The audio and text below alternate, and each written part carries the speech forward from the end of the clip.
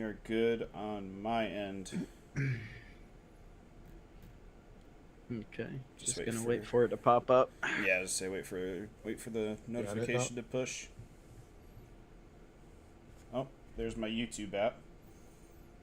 We're live on YouTube. Gotta get that countdown going. For real.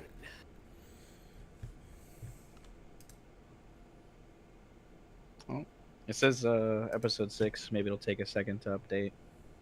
It should be episode 6. No, it should be episode 7. Episode 7. 7? Yep. Can't count. Ace, Dubs you can't lied count. to me. I said. You believe Ace? I was gonna say. Why would you check with Ace? Dude, you thought Florida had only had one time zone. You got lucky with that one. Look, a rock is 90 degrees once in its life.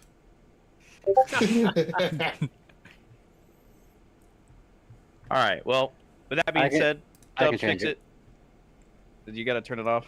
No. No. Okay, cool. Well, It's with that changed. being said, good evening, everyone. Welcome to the Briefing Room 13th MU podcast, hosted by your lovely command staff. I am Captain Takeda Hideyoshi, the company commander and Apollo platoon leader. I am Captain Dubs, the 2nd Marine Air Wing CO. Second Lieutenant Soccer, 2 miles ago. Master Sergeant Ace. AA. I am Psycho, retired chaplain. God bless America. And I am Senior Chief White of the Trauma Element.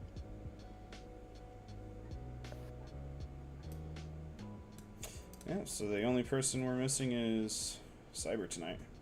Yep, we're missing out on the first sergeant.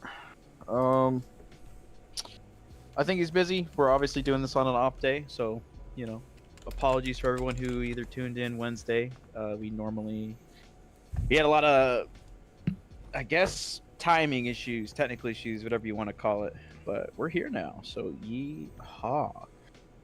Welcome, Psycho, Mr. Retired Man. How Hello. are you doing, man, since I am everything? Yeah, it's been a little while. I'm happy to be here. I'm honestly excited. I haven't.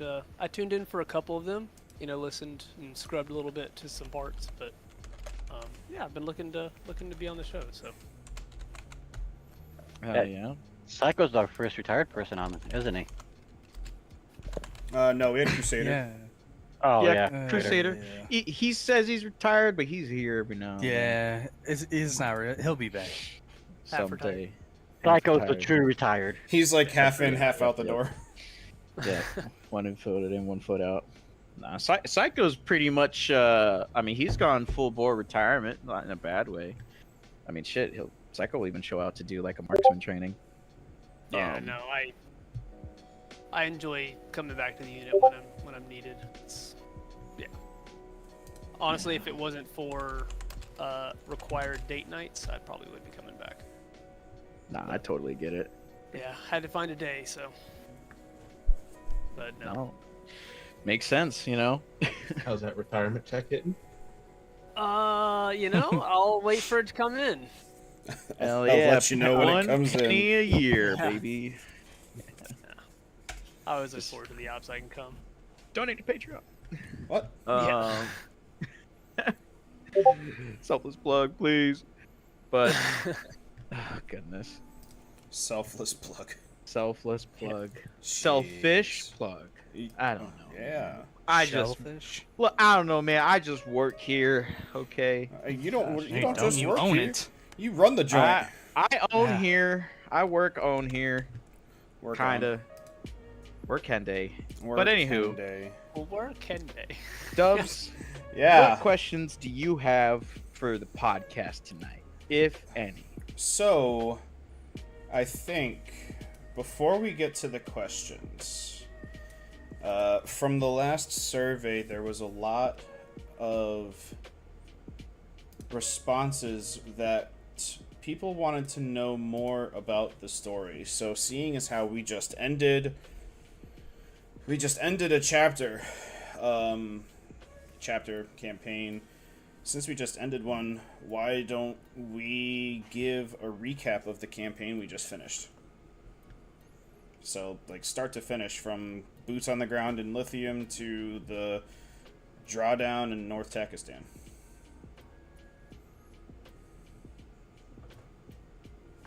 It's a long story. I was here for lithium. That was a long time ago. Yeah. it Lithium was October. Yeah.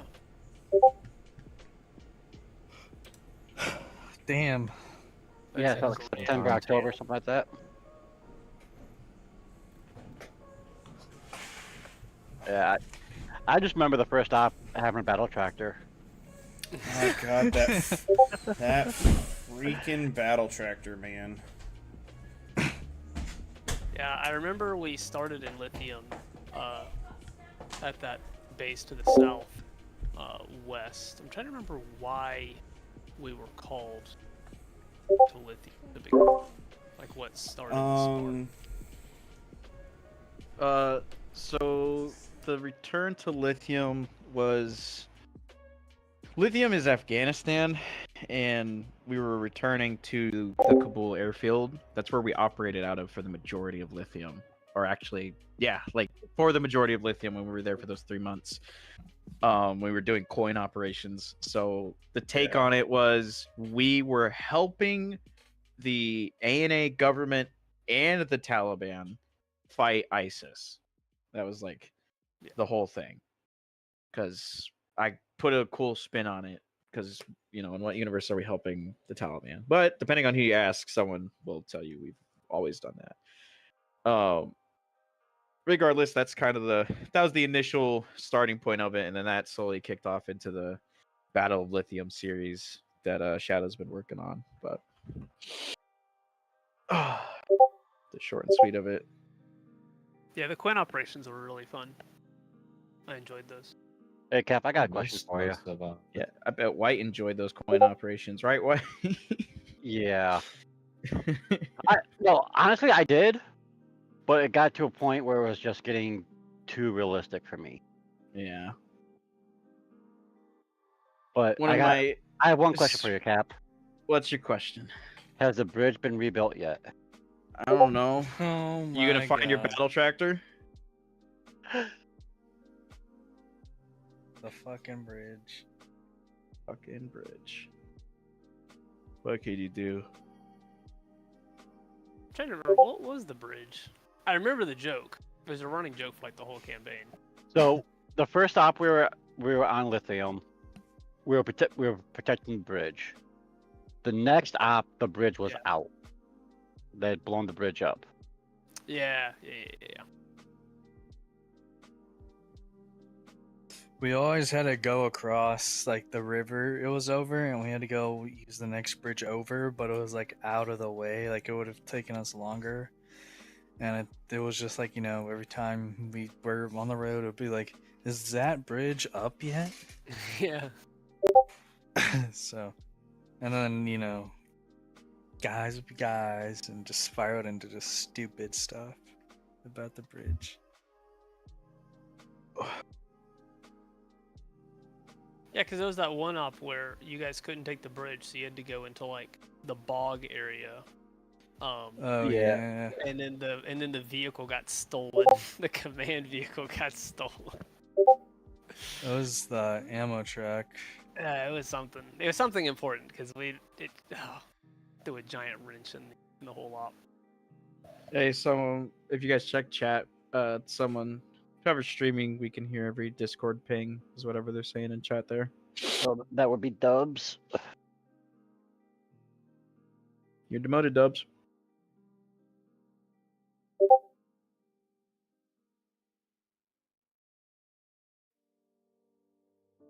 Okay.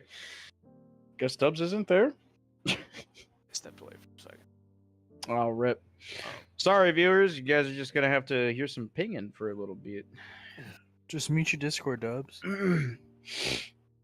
Yeah, I think he had to step. Oh, there he is. My bad. Taking care of kid stuff, and Discord didn't automatically switch over to streamer mode. Those bastards. So, I guess that was lithium's beginning. A lot of lithium was coin operations. Yeah, and then we had our first checkpoint op. I think There, all of oh. lithium was coin. Yeah, Yeah, it was, Yeah. It started getting heavy into Marsoc and Force Recon for a little bit, but like the whole point of the Battle of Lithium was that that buildup of Pakistan invading Afghanistan and Yep. us pushing them out, essentially. I remember Psycho and Bob were on top of a building doing sniper shit during a defense mission of a factory or something. We had to Oh evacuate yeah, employees. it was at the oil refinery. Yeah. Yeah. Well, we had to basically do all the shutdown procedures because they evacuated the employees or the workers early. And then as we were Oh yeah. as we were leaving, some employees showed up to work late. Like what? Yeah, they showed up to work late in the middle of a firefight and yeah, that turned into a really bad situation because we had to intentionally overextend Yeah. and it got really hectic. Lithium was so long ago, I can't remember like half of the shit. It was literally Yeah. it was literally 9 months ago. It was just a lot of counterterrorism up until like the very end of it. Yeah.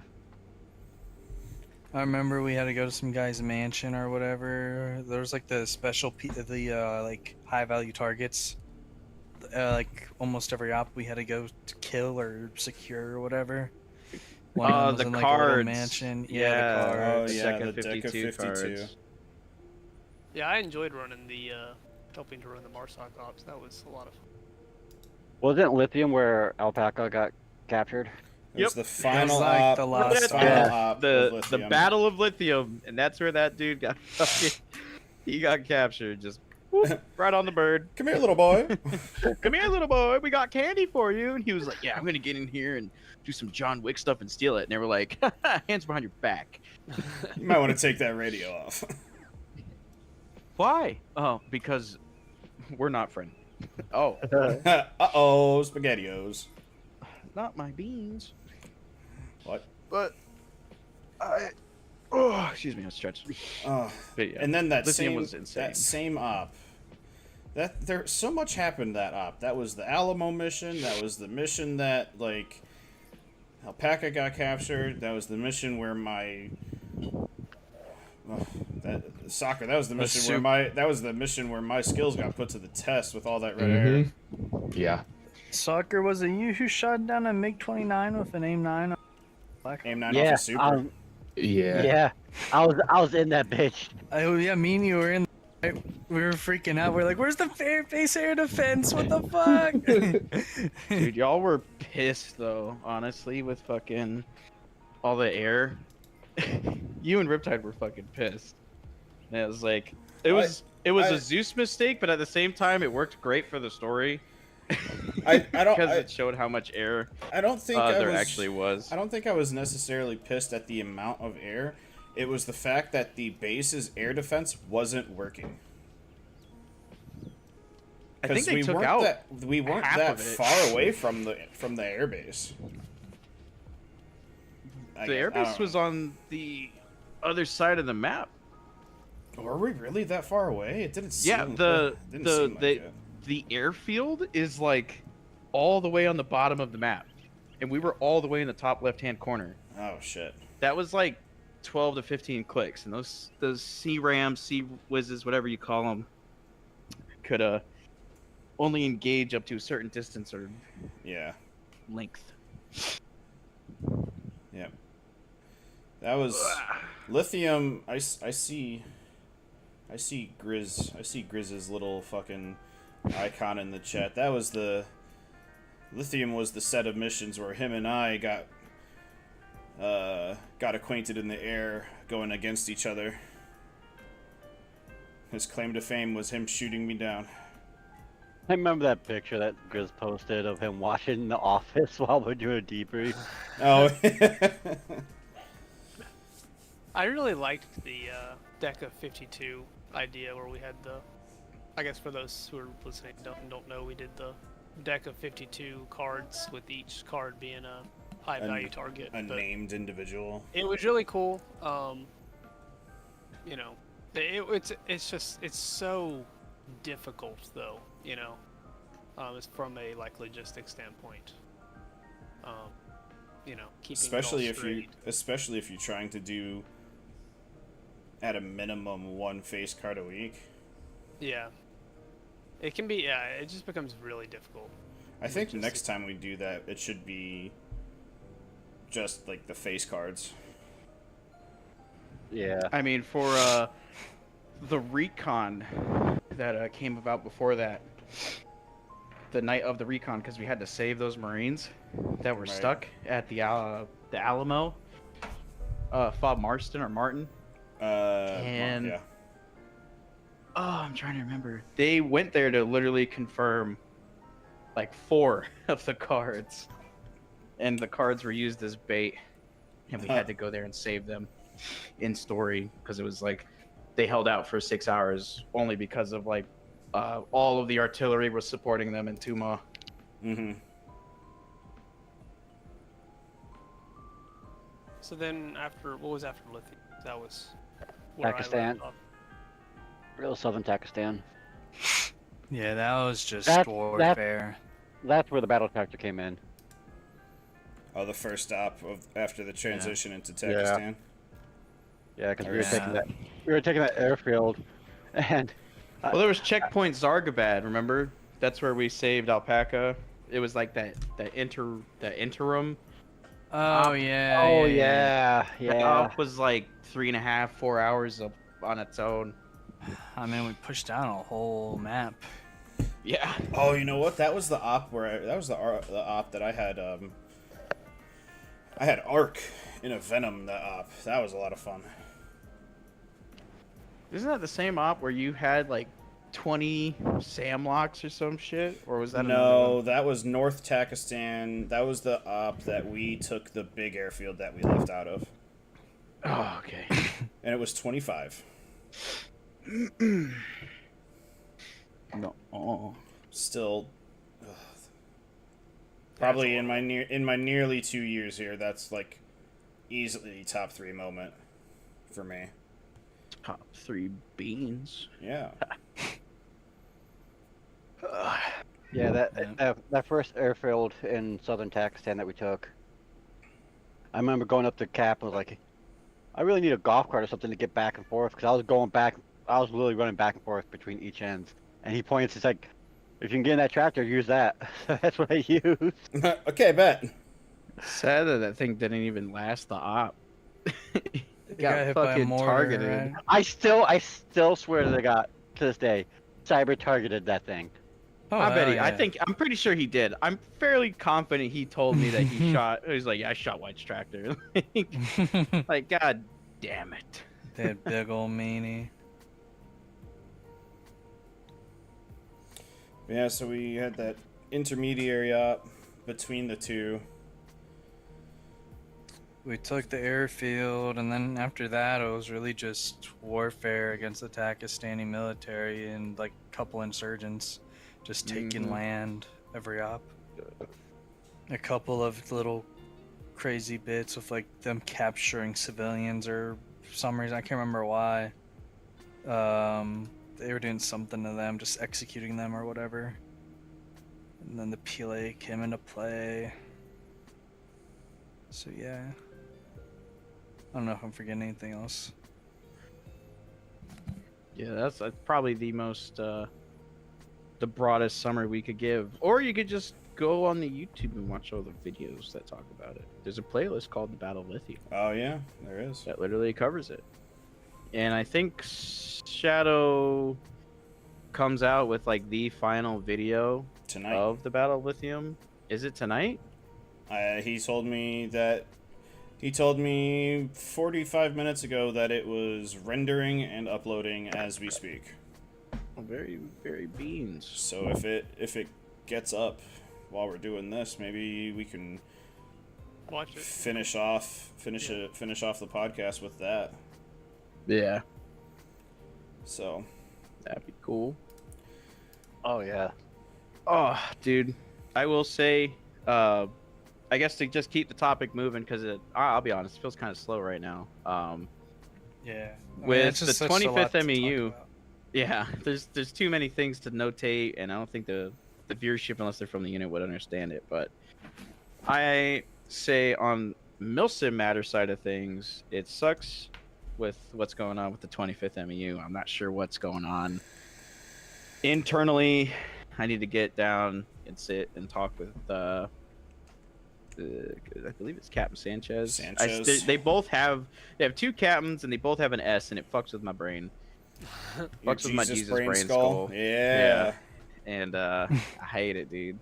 Because I'm like, is it Captain? Oh yeah, I got Captain Jones, Captain Sanchez, Captain. Pretty sure there's a Santos in there, or I could be crazy. All right, never mind. I'm crazy, but regardless, Sanchez and Jones. Isn't Corporal Sanchez the KFC guy? That's Colonel Who? Sanders. Colonel Sanders. Colonel Sanders. Sorry. Jeez. You know me. You know me. Corporal. My You S's and think everything, you know? think that white as snow man is Sanchez? And a corporal? And a corporal. You think you can make a fried chicken franchise on E4 pay? Yeah, not Shit. that dude. That dude's cooked. Literally. No yacht to be holding. Oh my god. What have we done? Oh baby. Oh Dude, steps in boy. the thunder. But back. I mean, so everything was kind of planned out. It was all looking pretty cool. But it seems like maybe they had a few guys retire. Some guys went on LOA, and I think it one was of just their one of those things where one of their guys lived in Houston, and Barrel just that hurricane went straight through Houston. their air wing got grounded. I can't remember the specifics, but it was for a lieu of reasons. And really, I don't know. It sucks. It didn't work out, and I'm not even sure if there's a point to holding joint discussions with them, because we had all those meetings. We'll just and- keep them on the back burner at this point, then. Yeah, I mean, they're not bad guys. They seem like really cool guys. It's just the uncertainty of it is just what's shitty. Yeah. But I digress. Such as With Milsim that- is. Yeah, and with that, kind of, Psycho, you were here for when we were doing the very Oh. first set of unit joint ops. Oh, What boy. was your interactions, and what was your take on it all? Like, what's your take on your personal views of joint ops, and then how you perceived it through, like, being in the 13th and attempting to work with other units, if that affected you at all? Yeah. So the best way that I could explain it, so as you guys know, but for the audience, I do a lot of jujitsu. And one of the big things in jujitsu is you go to other schools just to see how they're, what they do, how they do things, mess around and get to meet new people, get to socialize, And it's like a deliberate step to socialization outside of, your group, because if you don't do that, then like there's just no outside socialization, right? Unless you go to like a seminar, which is across the country, things like that. And so I kind of see it as that. I mean, they're very similar, where a unit and a dojo are very self-contained unless you deliberately take the time and the significant amount of effort required to plan the logistics and make sure everything's working, and then go and do that and be deliberate about that. Then you're just going to intentionally isolate yourself, which is fine if that is what you want. But if that is not what you want, then you have to take those efforts, even though, as I'm sure you know, Cap, better than anybody, it's a lot of work, And so as far as the why, I think that's probably the why for me. But also, sometimes typically it goes one of two ways. Either you get a great unit that you can take ideas away from, and you can, I liked how they did this, and then you can implement it, and then you meet new people, and you get this nice, healthy relationship where you boost each other up, or you come across a unit that may not have it as together as your unit does, or may do things far inferior to what your unit does. And to be blunt, it kind of just has an end result of I am grateful for what I have, and you can get used to, you know, you may have it great, but you get used to it because, like I said, unless you deliberately go out and see what other people do, you have nothing to compare to, right? And so by also going out, it happens on the other way as well, where you're just like, man, I am so blessed to be where I'm at. You know what I mean? And so it goes both ways. But that's really my take on joint operations, where and honestly they either go really well or really poorly, and you either learn something and take away from something in a positive way, or you just come away from it with this like, man, I am just blessed to be where I am. You know what I mean? To put it mildly. Yeah. So, I 100% agree. Like with everything you've said, I mean that's just kind of the, and I'm sure this has come up the few times that we've talked on the podcast, maybe once or twice in at least 2 episodes. But it really does. I mean the dojo analogy is It's fitting. I mean it's perfect. It fits, you know. I guess the only thing that sucks when it comes to maybe there might be just as much drama between that, depending on the professional capabilities of each, you know, a teacher, mentor. But it really just comes back full circle to like, just what is going to occur between these two separate units, what is said versus what is done, because there's a lot of people who can talk a really good game when we talk with them, you know. But like you go there and you see it and you're like, what am I watching? Yeah. You know. Yeah. And that's not to just like to shit on them, you're right, because everyone has their own standard, everyone does their own thing, but like there's this common, I feel like there should be like this common bar of, you know, if I'm here taking time out of me and my guys' time to play nice, be respectful, and play by your rules or you play by mine, I feel like it should be just very obviously be reciprocated. But then you run into units who don't have that bar, So or they think you're closer than what you are, and they mistake their you know, interpretation of closeness for just blatant like disrespect. So this actually happened about a year ago to me. We were talking with, and this is kind of what we were talking about with like, people always try to make themselves look better than they really are, right? This is a hilarious example, but we were talking with these guys, this other dojo, and I mean it was going well, and you know we asked like, how big's your place? You know, are you gonna have enough room for us and stuff like that? And I can't remember what they gave. They gave this huge number. Like, man, this is like a big place, you know, and we got there. And it was in a garage, and when he gave us the measurements of his dojo, he included the driveway. My goodness. They laid the mats out on the driveway, and I'm like, it's a perfect example, right? I mean, it transfers to Arma, where it's like people try to make themselves, you know, how can I take this and like get the perfect angle on it so that they think we're just like so much better, right? You're not lying. Because he's not lying. You're not He's lying. not lying. You're not lying. But you get there and you're like, I see what you did, and man, I just want to leave. Like, you know what I mean?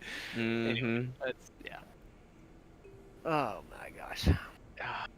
It really is like that, because that the exact same example that I could use for that is if we go into another Discord and their Discord has 100 people in it, right? 100 people in it. You're like, damn, this is a pretty well built unit. They're established. They've been here for a few years, and you look at their attendance, and you see like 6 names, and you're like, what the hell? And then you investigate and you look a little further, and it's like, oh, they've got like 20 friends of the unit, or they have like 40 other unit contacts, or whatever partnership, whatever terminology people utilize, right? The bulk of their, at least, presence on the Discord is just guests, essentially. It's not people that are of the unit. Yeah. Right. Which is really shitty. But I guess that's the other difference between us and other units is like, we don't just keep people. I feel like the closest we get to people we keep, besides counterparts that we actively work with now, because joint operations are fairly new again. It's only been a month and a half of like trying to talk with other units, and we still haven't gotten a fucking joint op set up. But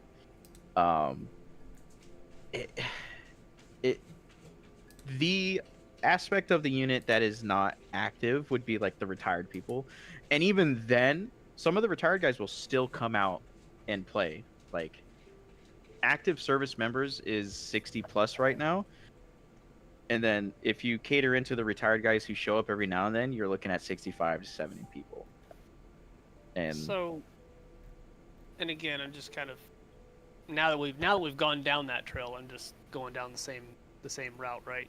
So you've got conventions, and you have basically you just go into another school, right? Just kind of we've gone down this road. The comparison is very clearly strong, so might as well. I feel like what we've been doing is more of like seminars where people travel and we all come together, right, on equal footing as far as, like, for example, Zeus's, right? Who controls the Zeus? One thing that maybe we should consider is for our quote-unquote joint ops, it is simply we go to their server with their Zeus's and their everything and play. Then the next week they come to ours with our Zeus's, our everything, and they play. Instead of everyone trying to come together on equal ground. Does that make sense? I agree. I don't know which ways we've tried. So I agree with that, and it comes back to unit history of we did that in the past. The very first time that we had done that a year ago, we did that. We went to other unit stuff, and that was probably one of the most annoying things that we'd ever had to gone through, besides having a mod pack change on us 6 times in a single day, the same day that the op was coming up. Yeah. And I think because of an incident like that, Command is pretty much on this notion of, yeah, we're gonna plan everything as far out as we can and to try to make it as close to perfect as we can, so we can mitigate stupidity that is not of our own creation. Yeah. Right? Because it's one thing to like, hey guys, we're all gonna go over there, we're gonna do this, we're gonna hang out, blah blah blah, but then the other unit has all of these other XYZ intentions or trainings, or something else comes up, or something they want to do or talk about that we aren't trained up on or knowledgeable for, whatever the case may be. So instead of worrying and doing all of that, the current method is we meet them, we see how compatible we are between, like, we talk with them like with 2 to 2 people, right? 2 of us to them. And then if we think we're compatible enough, we get a command meeting going, and our command staff meets their command staff. And if in that meeting, we then just talk about everything, introduce ourselves, who we are, what we do, how we work with our unit, and what are we looking to operate together on. That's kind of been the way to do it, and I think it's the most effective and efficient way, even though it takes the most amount of time. Granted, did things work out with the 25th? No, but that is more so on, I would say, on myself, because I took the Discord member count at face value and just assumed they had the numbers, and they do not. They just simply don't have the numbers to where they feel confident enough to come out and just play with us. And we even offered that, that olive branch of like, even if it's just 4 of you, you guys can still come and play the op with us, and I guess they did not. It's just, they just didn't feel comfortable, or they didn't want to do it with that low amount. So that kind of is where it fell through. Now, funny enough, as we're having this conversation, there is a guy who just joined, Mr. Captain Gregor of the 15th MEU. So we'll see how that goes either later tonight or tomorrow. But yeah, that's the current movement of the unit in terms of, join ops and stuff. I mean, Methodology. there's also, I mean, to kind of, you bring up, like with the 71st, how, we were, like the mod pack changes the day of, but it even went like beyond that. Like there were, they didn't have enough slots allocated for everybody. Like Ace, how long did it take you to get in? Like you tried for what, like an hour and a half? Maybe? More like two and a half hours or something like that. I quit for like an hour trying, and then I just gave it a willy-nilly go, and I worked. And then Yeah, like because the entire time he was trying to get in, he was in my stream. yeah, Yeah. and then one of their guys had to leave or disconnected or something, and Yoshi ended up taking over as like the ground commander of everybody As a guest. as the guest. Guest unit, where there was, mind you, I thought this was a join op between us and one other unit. Nah, it was us and 4 other whole units, and so I suddenly became an actual company commander for my first time ever. And the reason why I say actually is because I was in charge of 3 real platoons of human beings, so that was pretty fucking cool. But at the same time, it was like, okay, like I was not expecting to be in charge of the entire assault, which we were able to wrap up fairly quickly. And then when Cap took over for everybody, I ended up taking over the medical too, because the 71st head corpsman had to leave as well. And then, all of that, even beyond that, all of that aside, global AI wasn't set. We were fighting like Terminators. Like it was just like a lot of basic things that everybody should know to do or handle wasn't done or handled, and it made for a very miserable experience for the first like hour and a half, 2 hours, depending on who you were. Yeah, I think that was my mistake. Was I was assuming competence, from Yeah. And then Cyber was working with them like 3 weeks before the join op actually happened to get their server settings right. Mm-hmm. And then they undid it all. Yeah. See, that's just kind of crazy to me, because it's like, I just imagine when the 13th if we have a joint op, right? I just imagine we send them the mod list, they show up, we treat them like a squad, just like we would, if we expanded, Blackjack, Comanche, etc. And then you play the game, right? I mean, I understand. It doesn't seem like it should be that hard, When It is really like that. It shouldn't be that hard. It should not at all. 1,000%. But somehow something is lost in the translation of like people just being human. Or like people are thinking one thing, doing another, saying another, whatever. And I mean, you talk about that like with Dubs. Didn't you guys take over for the Air Wing too? Yeah, me and Cyber. The 13th. The 13th took over that op. Like me and Cyber headed up the Air Wing.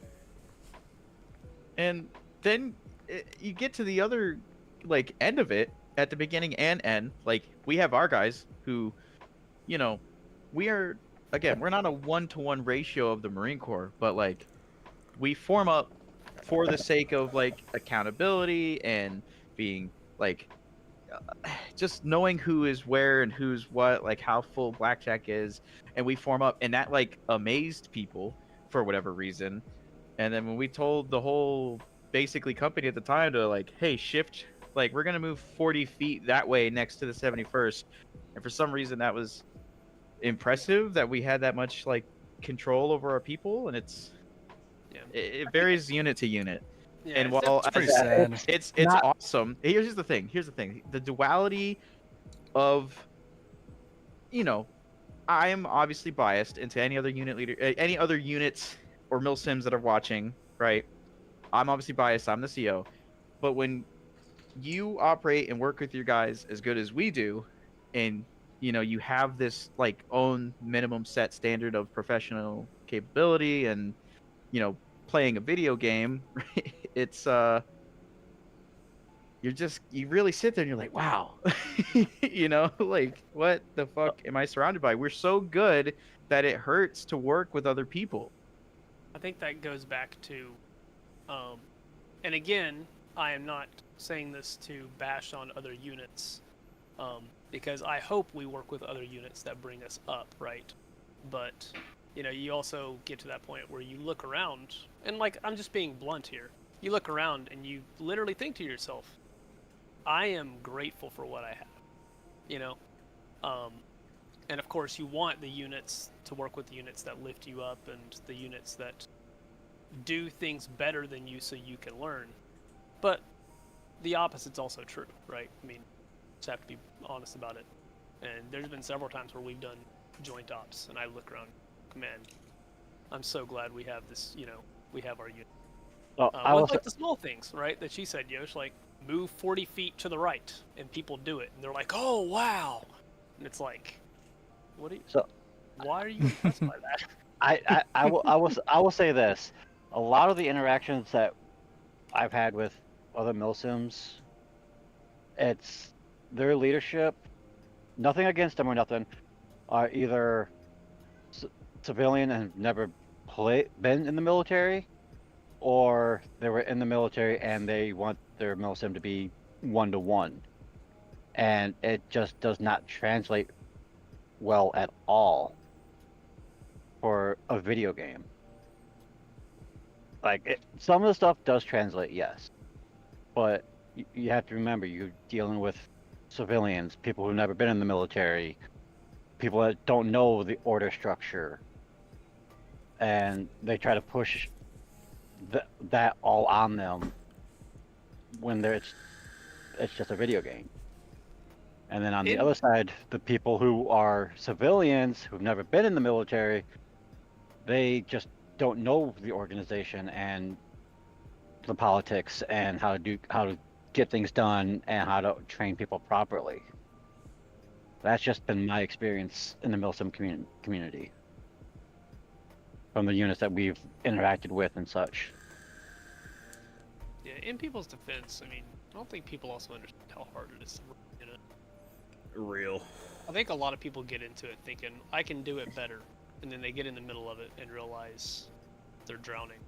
But they already have so many people relying on that you can't just back out, I mean, that's a perfect example, Psycho, of the February incidents a year and a half ago. Like, where I would say a semi-vital member of the unit, when they broke off and they created their own thing out of spite, then invited everyone who had ever been kicked out or had a not so great experience in the 13th, organized, stole documents or copycatted documents, and then never met once for 3 to 4 months because they didn't realize what the fuck they were doing, or what it actually takes to lead an organization, right? Even though it's Milsim, even though it's a video game, it all comes back to there are genuine methods, there are genuine SOPs, and if you don't know how to do it, or you can't coordinate or communicate well with your own people, no matter, it doesn't even need to be Milsim. It's anything that is an organization needs those as the base fundamental values. And if you don't got it, you don't have Good an luck. organization. You just have a group of dudes who also exist. the reason why, especially Arma 3 in particular's barrier of entry is like a 30-foot wall, is because you need that stuff. You need to have the prerequisite knowledge. You need to have the understanding. You need to have the drive to be able to set it up. You need to have the organization to do it. You need to have all that stuff. But you also need to have people that can train others well in the game. And you need to have a fundamental understanding of one of the most complicated games ever created. And then on top of that, once you get all of that, you also have to have the technical skills to run or to start, build, operate, and maintain a server and a mod list and TeamSpeak and everything, and know what to do when it breaks. And the barrier of entry for starting a unit is like, I mean, it's like I said, it's a 30-foot tall wall, you know. That's for nearly everyone impossible to climb. Yeah, I will say this: if it wasn't for Yoshi, Cyber, Dubs, and all them, when I took over Corman, if they weren't there helping me out, figure everything out, because I was brand new to the game, I would not be here. Like, they helped me, they sat down and helped me figure everything I needed out, and then let me figure out better ways of doing stuff for us. So, like, hats off to them for putting the time and effort in to help me. And there's not a lot of units that would do that. Because, and if you just think about, if we go to another unit, right, and we notice medical settings are wrong, and we just go to the CEO and we say, hey, you need to update your medical settings to add this, this, this, and this, you need to tweak this. And they're like, oh, okay. And then finally they sit down, they like get to the right page. There's like 100 sliders and checkboxes when you get to the server medical settings pages. And some of them are like super ambiguous, and unless you Google them and read the Bohemia website, because they have it all listed, I mean, that's not like an easy fix for somebody, you know? I mean, that's like a whole day's worth of work if you're starting from the beginning of reading all of the changes and, like, you know, and I mean, that's just medical setting, right? Oh, yeah. That's just people are bleeding out too fast and arms are getting broken too frequently. Please fix. Now go spend 12 hours on Bohemia's website reading how to make server changes, you know? Yeah, and I appreciate Cyber immensely for doing all that for me, because I've been doing this for over a year now, and I still don't know how to fucking do all the medical settings. So I'll be honest, we got our medical settings from the previous unit that we came up through and then eventually helped run, and then we tweaked them over the course of a long period of time, and we have just literally copy and pasted them. Yeah. That's the starting point. It's just copy and paste the last revision from a year ago. And then do some tweaks and then copy and paste it, you know, after the tweaks. And the medical settings that the 13th uses now have probably been tweaked, modified, altered, and expanded upon for like 4 years. Oh yeah, and it's like we're still tweaking stuff all the time as well.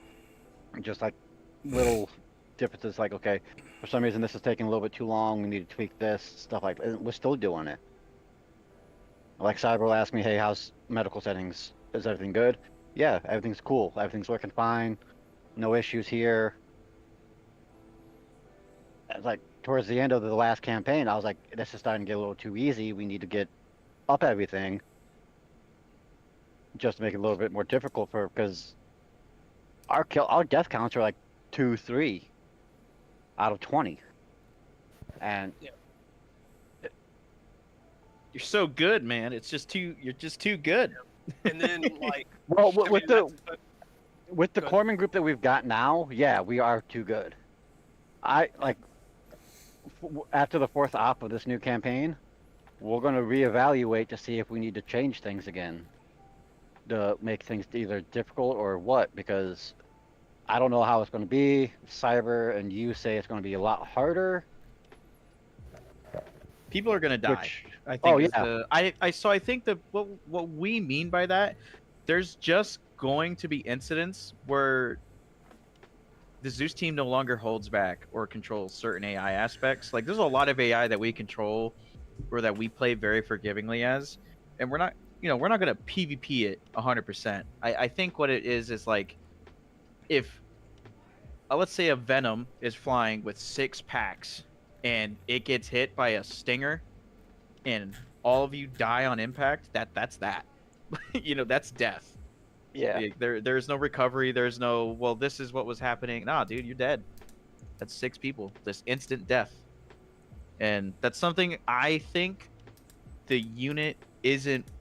People joke about it, and people talk a lot of shit. I don't think people are ready for it. And when it comes, it's gonna hit like a truck, because you're suddenly going from, I never die, man. I haven't died the last 4 months of this campaign, to it's gonna be a fucking What?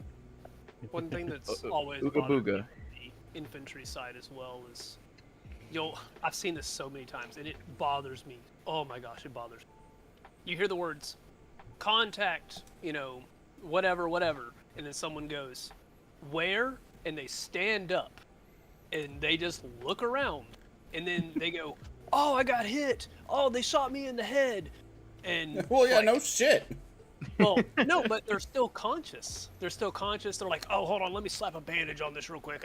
I stood up and looked around and got shot in the head, and it's like, and then they go through a 5-second animation. It's like, okay, I'm back up. And what do again?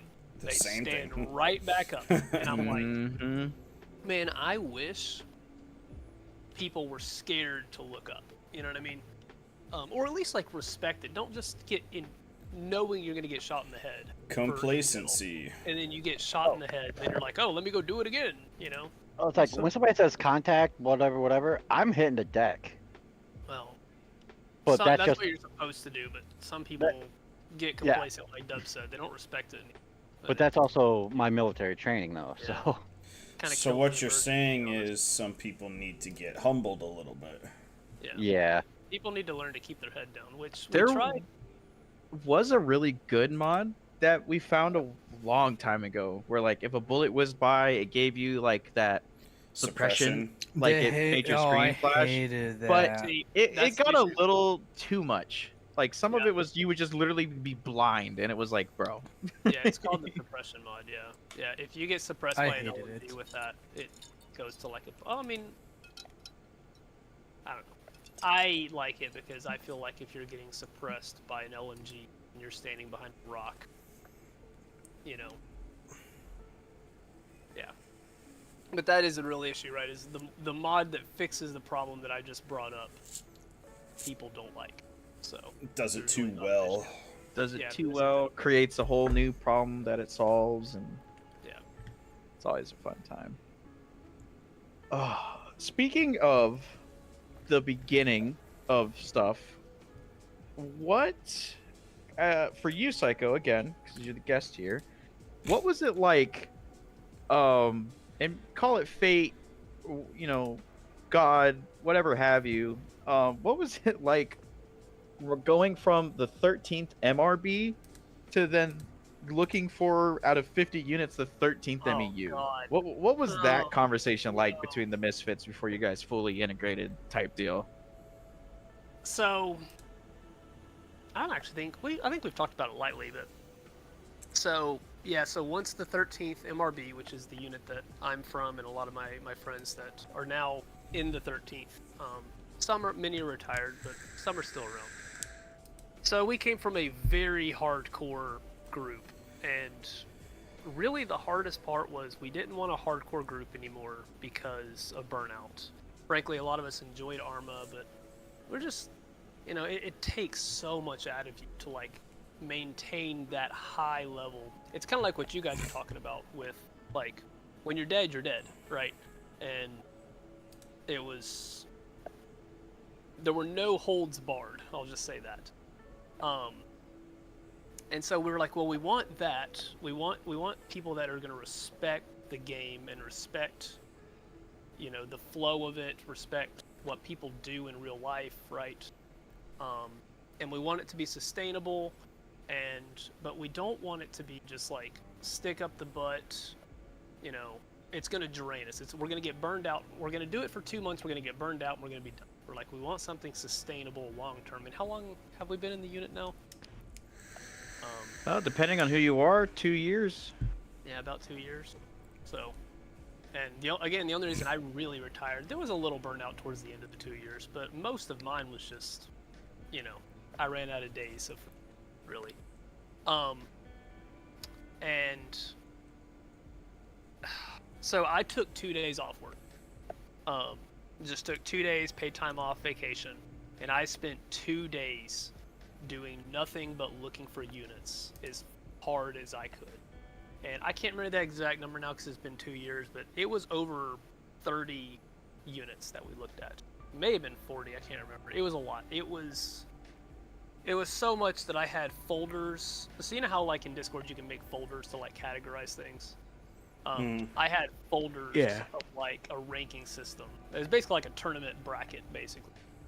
Of like, okay, this unit's better than this unit, so it goes one folder higher, or this unit's worse than this unit, so it goes a folder lower. And I went through. It was awful. It was like, okay, let's go do your BCT, and then I'd get done. They'd be like, hey, do you want to stick around? Maybe do some, maybe do a mini op or something. I was like, oh no, I got something else to do. I got an appointment, and I'd leave, and I would immediately go from there to another unit, and it was just unit after unit after unit. And then we took notes, and then we all had a meeting, me and all the group of guys, and we basically sat down and went through all the notes, like for the top 5 or 6. And we talked about it pretty in depth. We asked a lot of questions, and we got it down to the top 3. And we went to an op for each of the top 3, and then we chose the 13th. And once we chose the 13th, we pretty much went all in, to be honest. But it was a lot of work to find the 13th. And honestly, I can wholeheartedly say that even now, I go on Steam and look at the units just mostly to laugh at some of the that are listed. But I've looked at a lot of those units, and the 13th is definitely the best unit. I would say the 13th for the niche market that we are, which is general infantry or combined combat in the era that we are in, is the best unit that is like currently out there, and I say that wholeheartedly.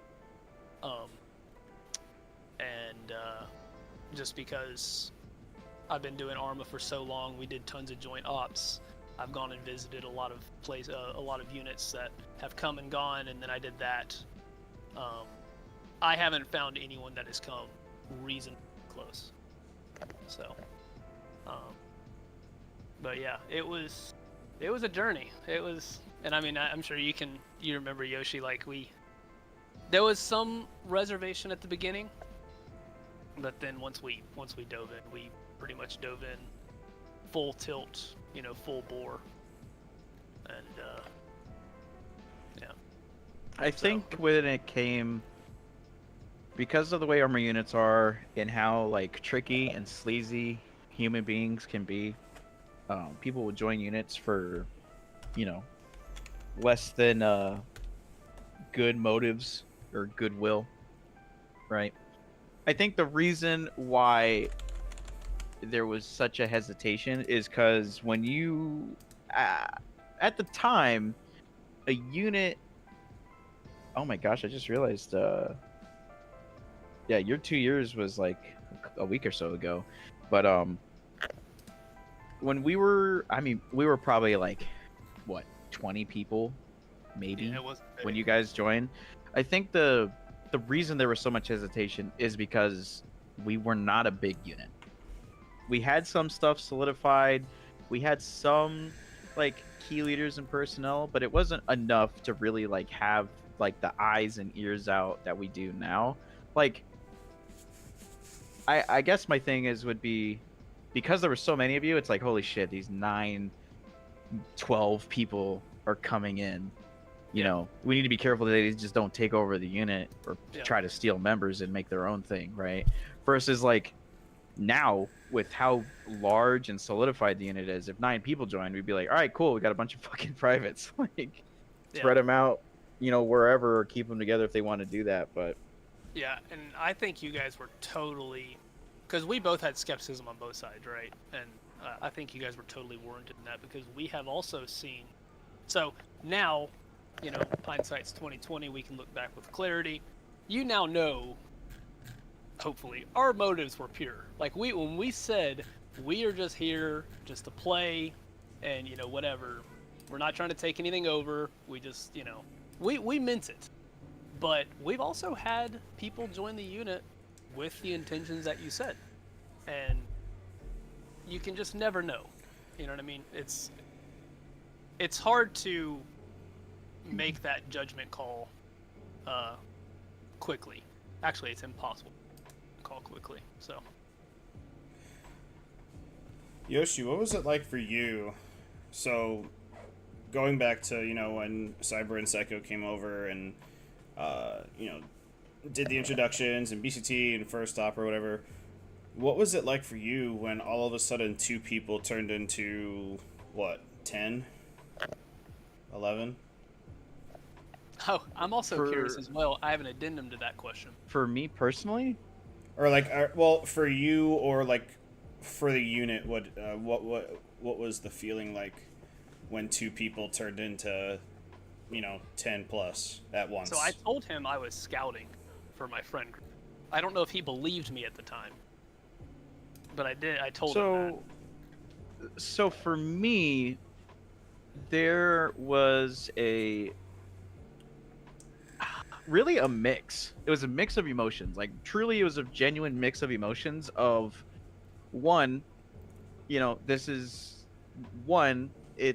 exciting. Like holy crap! If we get these 2, we can almost guarantee a whole squad, and that would be a huge boon to the unit, right? Like to just have a squad up here and to make our ops more grand than what they are now, with like basically operating as one squad. So now we'd have 2. But then there was also at the very same time there was that hesitation of I need to really pay attention to these guys, and I need to also make sure that they are not just for me, the bigger issue, besides all of the other bullshit, people come in with bad intentions and whatnot, what I also really concerned with on an equal amount of the bullshit is this group is coming in together. I do not need this group just being a unit within a unit, because that is also something that could break a unit's back. Might want to mute your mic, Dubs. Is because if you got a unit within a unit that does its own thing entirely and doesn't adhere to any SOPs that the unit has, it is just a unit within a unit, and and that can cause division and creates issues. And for the most part, the Misfits followed some of the SOP parameters for the sake of doing it, even if some didn't like it. But there was very clear signs of treatment was not equal. I mean, that was just sheerly due to skill, which sucks. But if you're not good, get good, kind of thing. And again, with those first 2 emotions, followed by the third, which was like, I can't get my hopes up because I'm gonna do my best. I'm gonna show them the best BCT format we got. I'm gonna, try to give off my impersonation, my persona of what the unit is supposed to be, because as a CO, you're kind of the example of what the unit is or what it's trying to be. And I'll do my best, but I'm not gonna have my hopes up. I think those were like the 3 primary emotions that I went through during that process of the Misfits coming into the 13th. I would also say, and I know this is like I'm kind of shooting myself in the foot here a little bit, but I would also definitely say to anyone listening that is, when you get a big friend group coming in, I was that friend group coming in, and it worked out because I knew we had good intentions, and we really wanted it to work. I mean, we fought hard for it to work. We ended up writing like half of the documents with you guys and like working, but it was extremely difficult, and it was many hours of work and building that relationship. And frankly, I don't know how many other groups could do that. Also, just to be honest with you, yeah, I completely agree with Yoshi. There was definitely some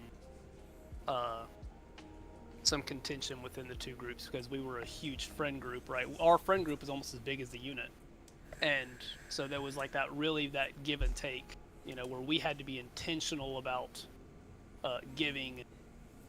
You obviously were really good about working with us, but I don't know how many combinations of unit and large friend group that could work with, because it took us like 8 months, 9 months before we really settled in and were like drumming to the same beat, and we were both groups were like equally invested in the same things with the same goals in the same direction. And it took a long time to get lined up. I think the bond, because you guys all joined around July, right? We'll just say July of 22. I think when y'all joined around July, in probably around September or October, I think the bond and the skepticism was pretty much cleared after like 3 months. And just between all the communication and talking and working together, I think after the first 3 months, that was kind of like cleared up. I think what solidified the loyalty, like the genuine loyalty that the Misfits showed to the 13th, was after February, when all this bullshit went down. When all of that went down, I was like, when the separation guys- happened and all that stuff. these guys are in it for the long run. Because, there was the chance of, well, the 13th just shit the bed, like 9 people just dipped, and over the course of a month, like 23 members had left. Now, granted, 2/3 of those members were never active to begin with, but visually it still looks bad in terms of like the Discord. Yeah, So, and we doubled down. We tripled down instead of backing off. even people who didn't really enjoy the simness part of it, I would say like people even like Banana like still stuck around and still helped and played, and even got his own little gag of being the honorary unit XO. like Still to this day. Yeah, he's still there, even if he doesn't like it. He is still the honorary retired XO, right?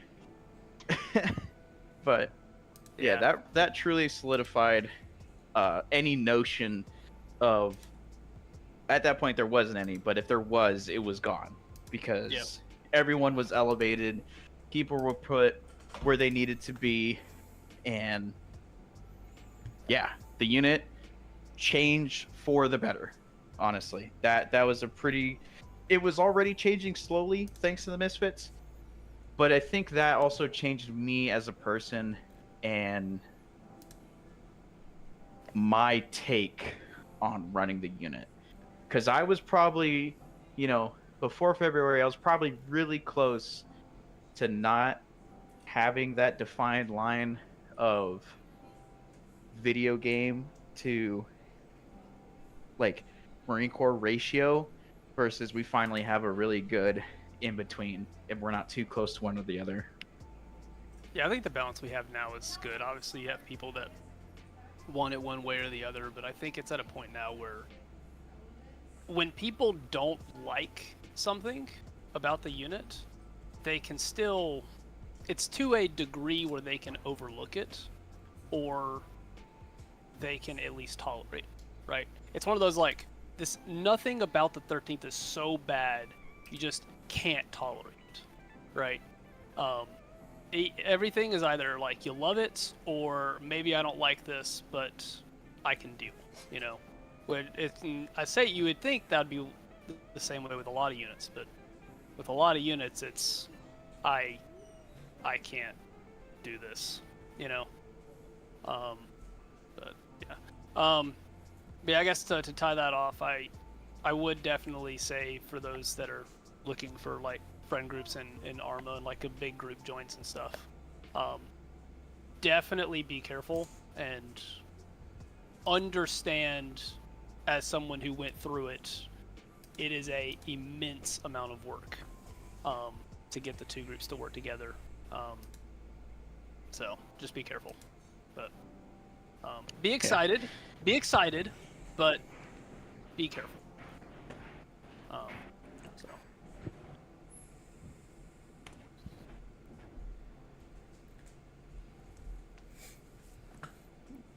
Pretty good explanation all around on that. Yeah. Yeah, Dubs, you suck. Oh, okay. I'm new. I'm just new. I just work here. Something that I'm actually personally curious about is, now that we've kind of talked about me and Psycho for a little bit, what was it like, Dubs, for you and Rip, if you can speak on? Oh, how he got me over here and where we came from? Yeah, like how you guys, like how you came to be, and what solidified your loyalty to the unit, you know? Because, like, you guys went through and saw and experienced a lot of shit in the unit. So I want to kind of understand the headspace that you guys went through, because Misfits, they did their own thing, you know, whatever. And you and Rip, you guys were your own little thing. So what was that like? So me and Riptide go back to a unit in squad. It was a squad unit. AEF, Armored Expeditionary Force. Mechanized Infantry Unit, which pretty much is what squad is. It's solely based around mechanized infantry. But yeah, so I originally joined that unit in 2019, 2020. Yeah, joined that unit and like right around that time frame, right? The transition from 2019 to 2020. I was in there for a little bit, and I actually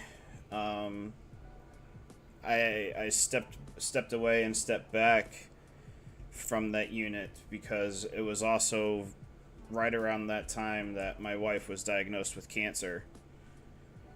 And then COVID happened, and, you know, COVID while you have cancer was just a lot. So I took a step away from squad for a while from the unit. I said, hey, you know, because of X, Y, and Z, I need to, you know, I'm going to step back till everything evens back out, where everything's all good. So she, you know, goes through treatment and surgeries and more treatments, and she gets the clean bill of health, and I get back into squad.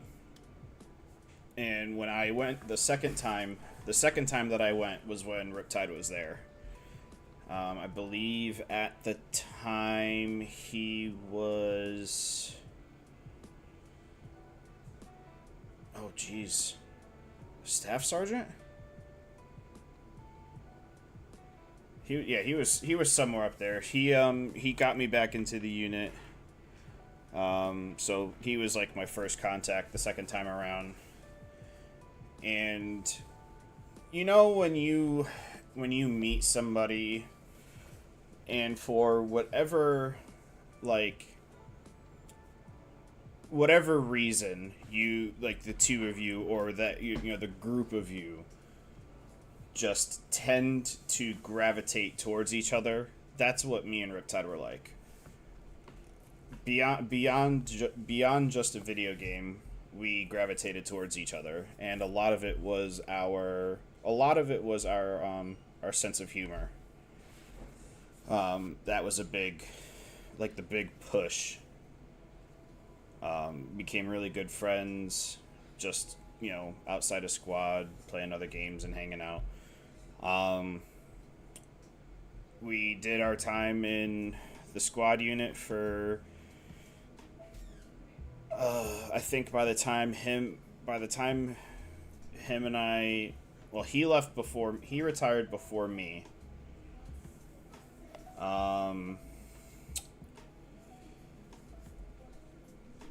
Little man decided it was good time to bring his food back. Yeah, feel that. Yeah. Around the time when he joined the army unit, so he joined the unit, he joined the 13th about a month before I did. Because when he retired, I took his spot as the 2IC of the entire unit. So basically, what HXO Banana is, I was XO for that squad unit.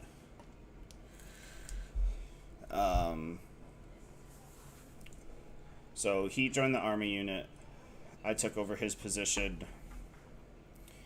And probably about 3-4 weeks after he got here, he messaged, he got with me and was like, hey, I see that you have Arma on your Steam list, do you still play it? I was like, yeah, I get on from time to time and play, go into public servers and play like Invade and Annex or Exile, or start up run a server off my computer for a couple of friends and just mess around. He's like, oh, have you ever looked into Milsim? I was like, I mean, I've heard of it. I've never really thought about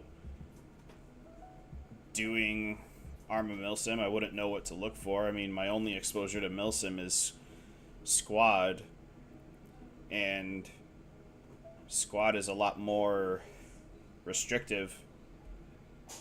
If you compare like Squad and Arma together, Squad is a lot more restrictive because there isn't as large of a modding community for Squad as there is for Arma. Like, Arma was designed around being moddable. Squad really isn't. I mean, you still can, but it's not designed to be. So I was like, we talked about it for a little bit. I was like, what, yeah, bring me over. I was like, what do you do? He's like, oh, I'm in the air wing. I fly. I was like, yeah, of course you fucking do. So I was like, yeah, shoot me an invite. I'll come over. And then he got me over, and just like in Squad, I went to 2MOD just so so that I had at least one friendly face, so to say. And I mean, from that point on, the rest is history.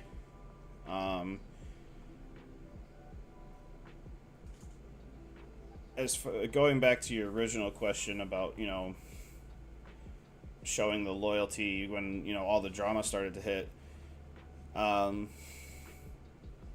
knew a lot longer. I knew way before that all that stuff went down, that I wanted to stay. That for the 13th was my first foray into Arma 3 Milsim. It was the first unit I've ever been in. It was the first unit I looked at. I never looked at any other units. I never played in any other units. The 13th has set a very high bar for me for other units. Just in the way that it's run, it's the documentation, how we handle things, everything that the 13th does on a day in and day out basis. It has set the bar for me, and that bar is very, very high. And I can't see myself going or trying out anywhere else. Like, if in the event somewhere down the road that for whatever reason the 13th closes, I probably will be done with Arma 3 Milsim, because I don't think that there is another organized unit that can do it the way that the 13th does. That perfect balance between realism and recognizing that it's a game. I've told Yoshi the same thing on several occasions.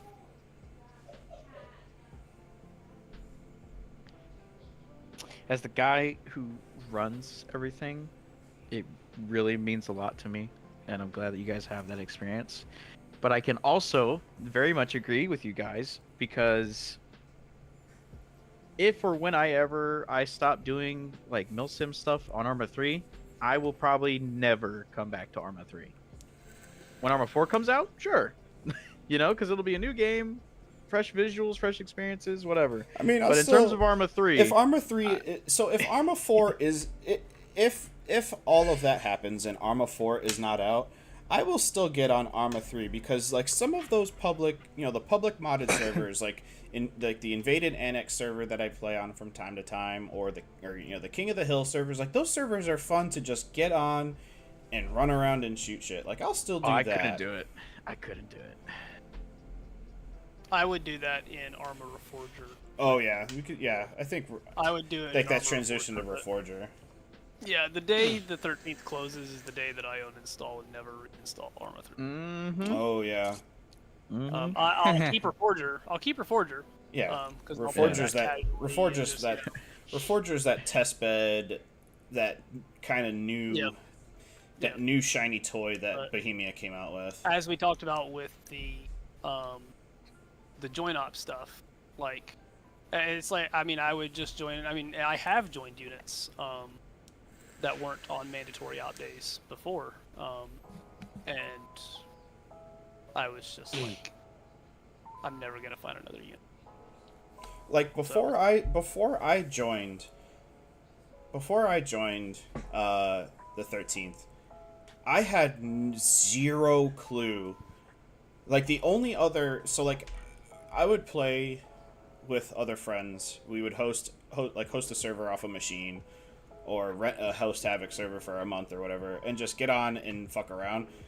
The only other non-military stuff that I knew was out there was Halo, the Optray, Trebuchet, like the Halo stuff. I did not know that there was Star Sim. I did not know that there was 40K stuff. I did not know that there was Fallout stuff. Like all of these other units that have their content based around other things besides the military stuff and Halo. Like I truly had no idea how deep the modding community of Arma 3 was. There was a Helldivers unit for a little while. When Helldivers Oh jeez. because they came out with Helldivers gear mods. Can we have a Helldivers night in Arma 3? God no. If we're gonna do that, we're just gonna play Helldivers. Let's just play Yeah, Helldivers. just play Helldivers, yeah. Yeah. All right, everybody, let's go fucking conquer a planet. Everyone, just have like 3 different groups of 4. We're all gonna attack this planet. Let's get those points up. Yeah, and going to just touch on a couple points we've already touched on. Yeah, Dubs, you talked about how you weren't gonna leave when. I don't know if y'all have elaborated on what the split is. We keep talking about the split. I don't know if there's people that don't know what we're talking about, but Very basic. when the Arma drama happened, that was a split. That if you don't know what happened, I'm sure you can surmise. It's been alluded to. Yeah, we didn't even. We just talk. called the February incident. Yeah, we didn't Yeah. even talk. The Misfits. We didn't talk about. Are we gonna stay? Are we not gonna stay? I don't remember having that conversation. We didn't talk about it. It was assumed that we were staying, and no one had to state the obvious. Yeah. So yeah, when Dub said what he said about the February incident happening, and then he was staying and stuff, it wasn't like we decided that we were going to. It was just no one even had to say it. It was just assumed that you were going to stick inherently around. assumed. Yeah. So, because it's like we talked about. I mean, I don't think there's another unit out there, right? That holding. So. Anyway.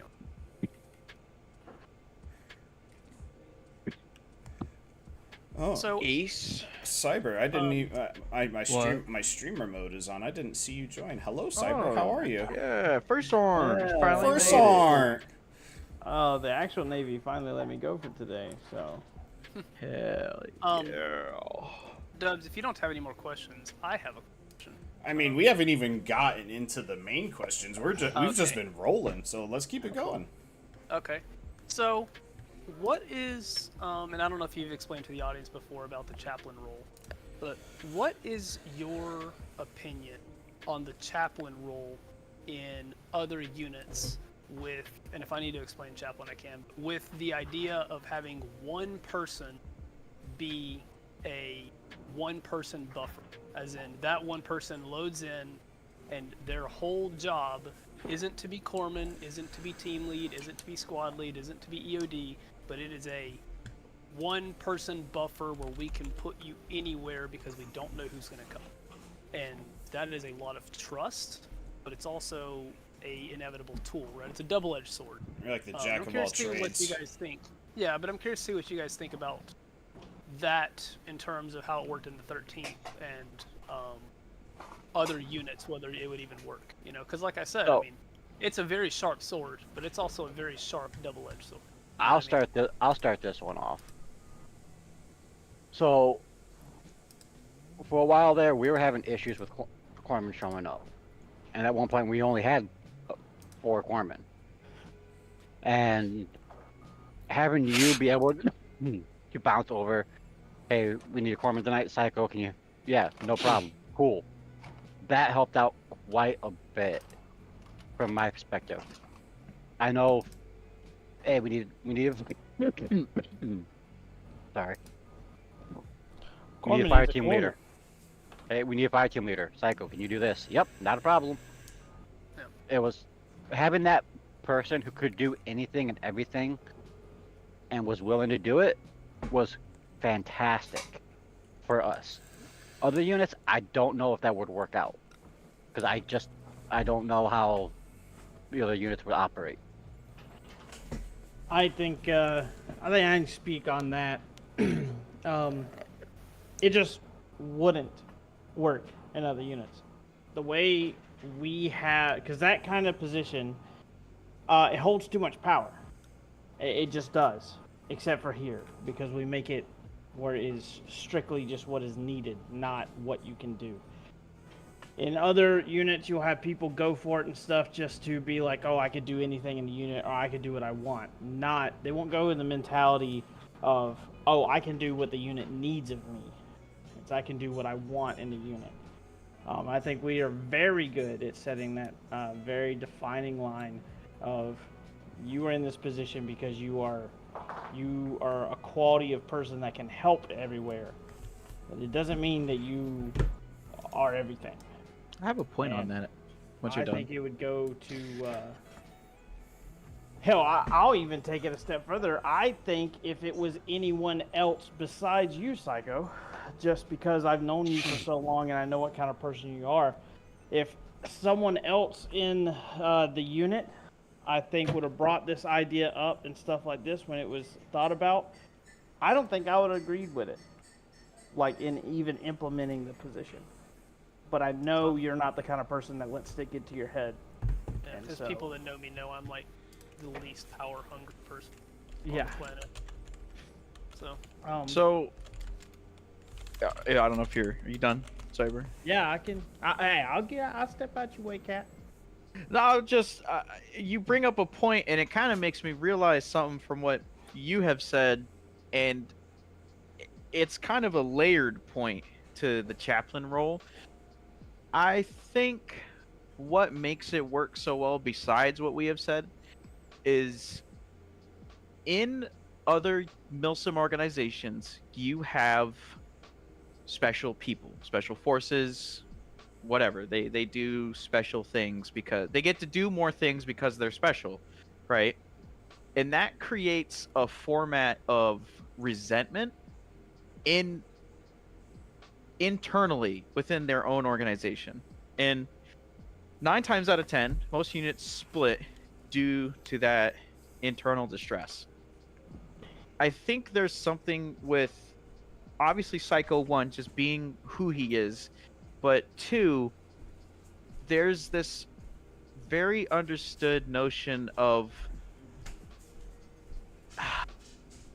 I can't really think of the word, but it's something so like basic and super humble that you don't see it the same way, right? Like if we called Psycho like he's a special operator, or we're gonna call him a MARSOC instructor, or he is the only Marine Raider because he gets to do all these other XYZ things, and that paints him in a different light, and that's gonna create some resentment in the unit because that's just how Milsims work. That's how people work in Milsim organizations. Now, mind you, I am like super hyper analyzing this. My whole point is there's a certain amount of humble modesty to why does Psycho get to do all that? Oh, he's the chaplain. He's the platoon chaplain. He hears you guys out.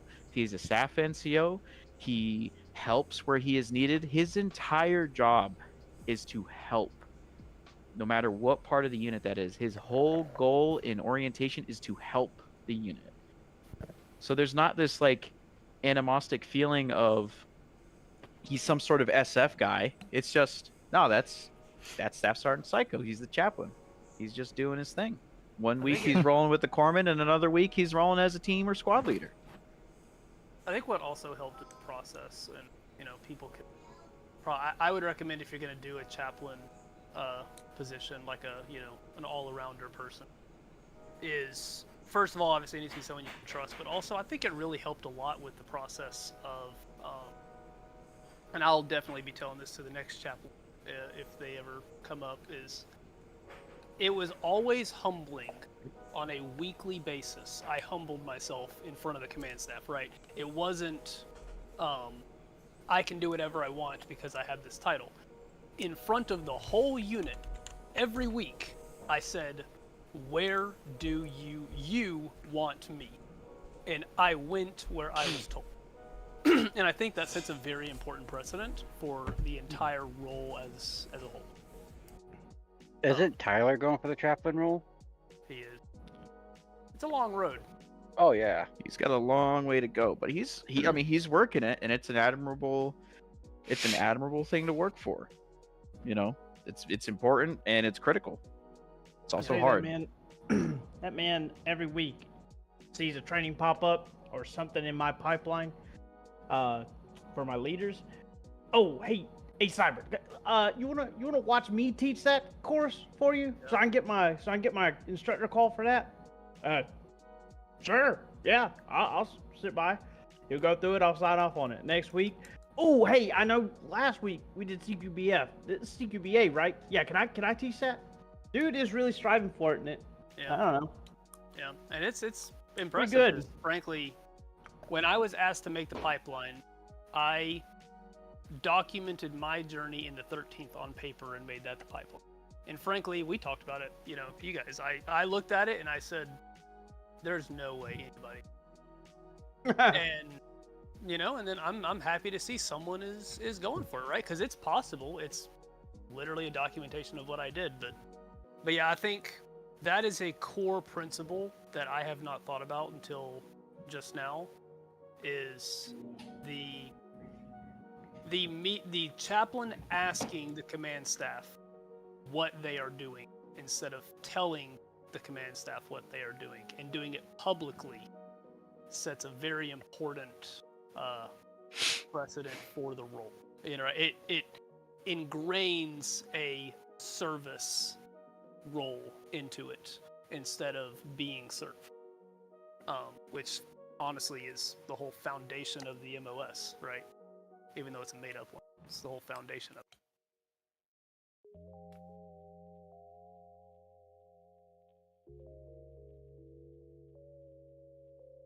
Yeah, honestly, when I seen that pipeline that you came up with, Psycho, I was like, yeah, there's no way in hell anybody's going for this. Yeah, it's It's just like, no way. It's harder than OCS. I think in my the opinion, it's the two hardest role. closest people. Yeah, I think the only two people who are even remotely close to the pipeline are Alex and Tyler. in terms of everything that they've done, operated with, in time. Yeah. That's think just two people. Yeah, because it's not just your basic stuff. I mean, the entire Zeus pipeline is there, right? You could show up and they say, hey, we're probably going to need you for Corpsman tonight. And you show up expecting to be Corpsman, you got your Corpsman kit on, you know, you listen to the brief, and then something happens with one of the Zeuses, and they pull you over the side and say, hey, you're now Zeusin, you know? And it's like, you know, it's, yeah. I think, yeah. Really, there's only like 4 people in total that could do it, and that's you, the current one, myself, because I spent time in Tuma as well, and then, yeah, and then what Cap said, Alex and Tyler, who was going through the. I think Alex is like accidentally completing some of the things on it, not even knowing that he is, because he's been in Corpsman, he went to Tuma, he's now doing Bro Zeus did a whole stuff. tour of the unit. He's just having fun, but really is just checking off boxes for this. It's kind of Dude, funny. you know who else? Tour day 13th. You know who else is going through it, like, unironically, not on purpose, is also Boss. Oh yeah. Yeah. He also is going shit. through it. It would be nice to have more chaplains, because I think it's a very important role. As long as the person who is doing the role has the correct mentality. Am I hearing a chaplain squad? Chaplain Squad! No. Holy section. Wait, let's fill the platoon first, boys. Easy. Oh, Chap Squad. Chap the bat. Yeah, but no, I do agree. If other units are gonna do it, do it with caution, just knowing it's a double-edged sword, and honestly, also you just have to. It takes a lot of trust, you know. Takes a lot of trust. It's a very heavy load to bear. People look at it from the outside, which I have never been told this, but I assume people look at it from the outside. They go, man, I wish I had that. You know, I wish I could do that. And they don't realize how heavy of a load, you know, to bear it is. I mean, you could literally load in thinking you're just going to be a regular gun, you know, whatever, and then in 5 minutes you're the squad lead, you know, and you have to do it at a very high level, right? Or it's just going to or the role's going to get taken away from you, right? And it's a very heavy load to bear. Not from a stress standpoint, but from you have to perform every night to the highest level in any position with no with no preparation or no notice, you know. But man, if you can get it, it's like White said, and I kind of feel the same way. I'm glad others feel the same as I do. I feel that it is an amazingly beneficial role to a unit if you can get it, because it takes, like I said, you got that buffer of 1. You know, you don't have to worry too much about people maybe putting tentative and then nobody shows up, right? You got that buffer of 1. But anyway.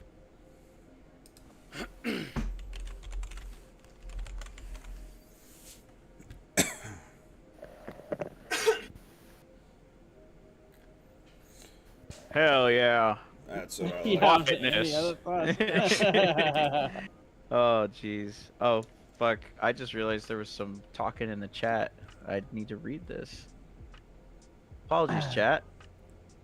I am getting on the armor right now to figure out why the Makes fuck you our special. animations are going all over the place. Yeah. Agreed with Shadow says agreed with Psycho. It's about where you're wanted rather than where You you're want to wanting go. to be. Yep. Speaking in a professional aspect, as Psycho is saying, Chaps needs to be that guy. He knows a little bit about everyone, can relate here and there, can hold a positive conversation with a member, and be able to relate mostly to those who are asking for assistance. I loved our Chaps. I bet White did too. with his when he was in. Such a great and relatable guy. Yeah, I think he's talking about in Like the actual actual chaps. military, actual chaps, chaplains and stuff. Yeah, there's definitely a social aspect to it. Chaps and his PSD boys fill the platoon in quotes. That phrase is as old as the unit. Yeah, it is, dude. Yeah, Fill the platoon. yeah. New unit motto: fill the platoon. Fill the platoon, dude. On a side note, just totally unrelated or semi-unrelated, but I've told about one person, but not the others. But I'm not going to go into details. There have been people in the unit that didn't understand the chaps thing was kind of like a gag title, and they thought it was like actual Christian chaplain. And Oh yeah. they've DM'd me and like, hey, I have spiritual questions, and as a Christian, I'm like, cool, yeah, Really we can cool. do that. Hell By yeah. the way, that's not what that role means, but But I'm glad to talk I to you will about it. answer this. Yeah, that's happened on at least 2 or 3 occasions. I can think of 2, but I'm sure a third one probably happened. Or people have like came to me and been like, hey, I have like genuine spiritual questions, and and then of course I answer them and we have great conversations, and then I'm after I'm like, just so you know, it's not really what the role is, but reach You're out so if you have any good at others. your job, know? you role play the other part of your role. Yeah. Anyway, that was a unforeseen side benefit. Yeah, I remember you telling me about that one. I was Yeah. like, what? Yeah, it happened. Okay. It happened a few times. When I was in, it was always a tie between the chaplain and our first shirt. They were always the go-to guys. Yeah, see, when I was in on deployment, like I was not Christian at all. I'm still pagan and all that, but I did not have anybody to talk to deal with what I was seeing and going through. I was actually one of my best friends was a Catholic chaplain, and Catholics are not known to be accepting of other religions for the most part. But this dude literally would sit, no matter what was going on, he would sit down and talk to me about what was going on because he knew the importance of releasing everything that was going on, especially for corpsmen. Because corpsmen go through so much shit. And yeah. And I think that goes for anybody that's going through anything that's also listening. It is true that, obviously it doesn't change your situation, but telling somebody else what is happening halves the load. I know it doesn't make any sense because, you're just, projecting and, it doesn't make any sense from a logical standpoint, but really from like a mental burden, telling one person halves the load, telling 2 people thirds. So.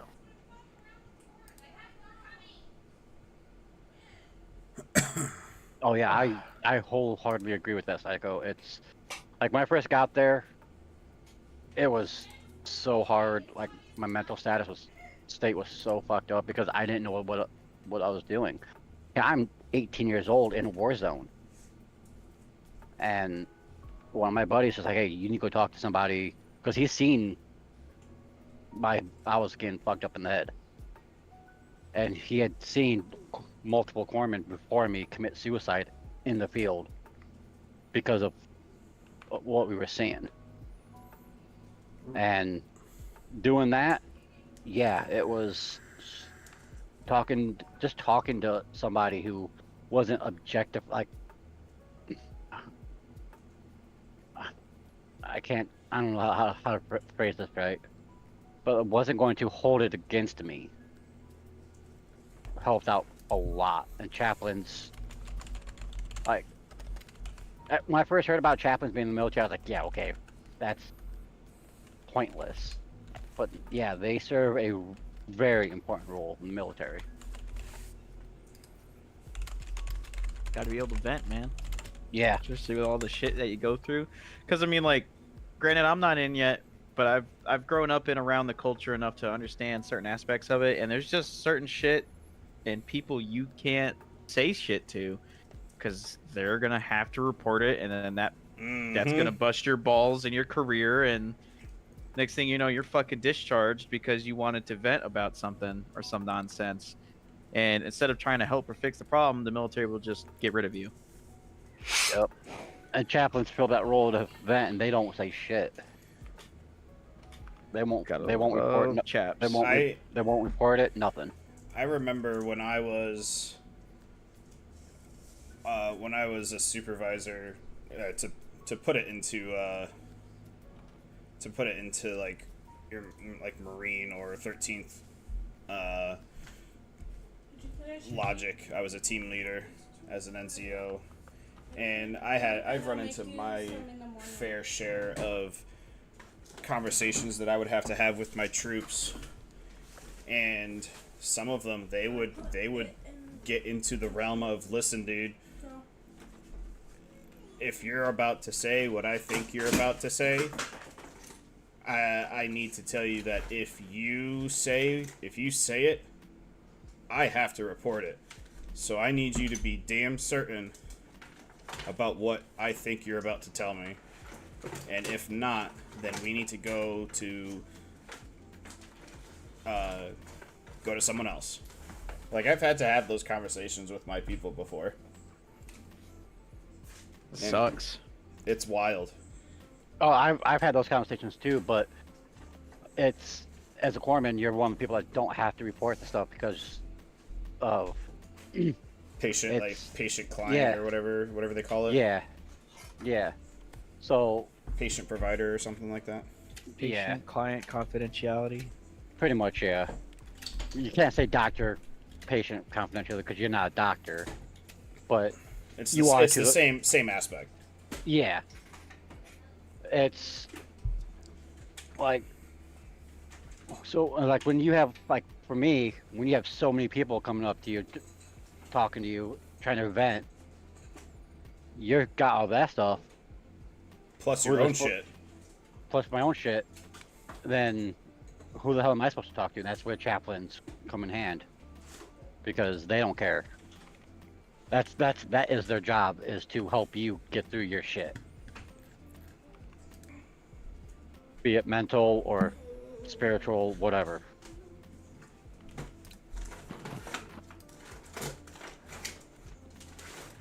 Yeah, what a dark turn. Yeah. Always. There's always almost every fucking there's podcast, always one. dude. There's always one. Everything's fine. Everything's upbeat. And then, like, it's either an hour and a half in or 2 hours in. There's just a little back to reality. Oh, there goes gravity. You know, like, hey, we're back to it. Okay. I am done Demoted. with Arma settings stuff. There's one more I can look into, which I put in our chat, but we should be good. I just have them disabled for now. Yeah. Okay. Hell yeah. S3. Now I'm back in the conversation, I guess. Yeah, That my was beans are annoying. stirring. What? Bruh.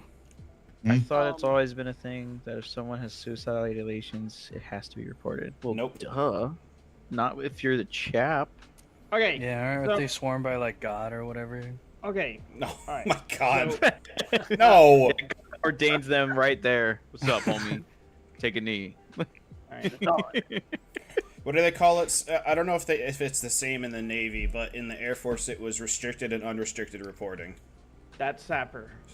Okay, that's a different thing. That is a whole different thing. That's a different thing. No, Okay. all right. Suicide ideations. You're talking with somebody you have suicide ideations.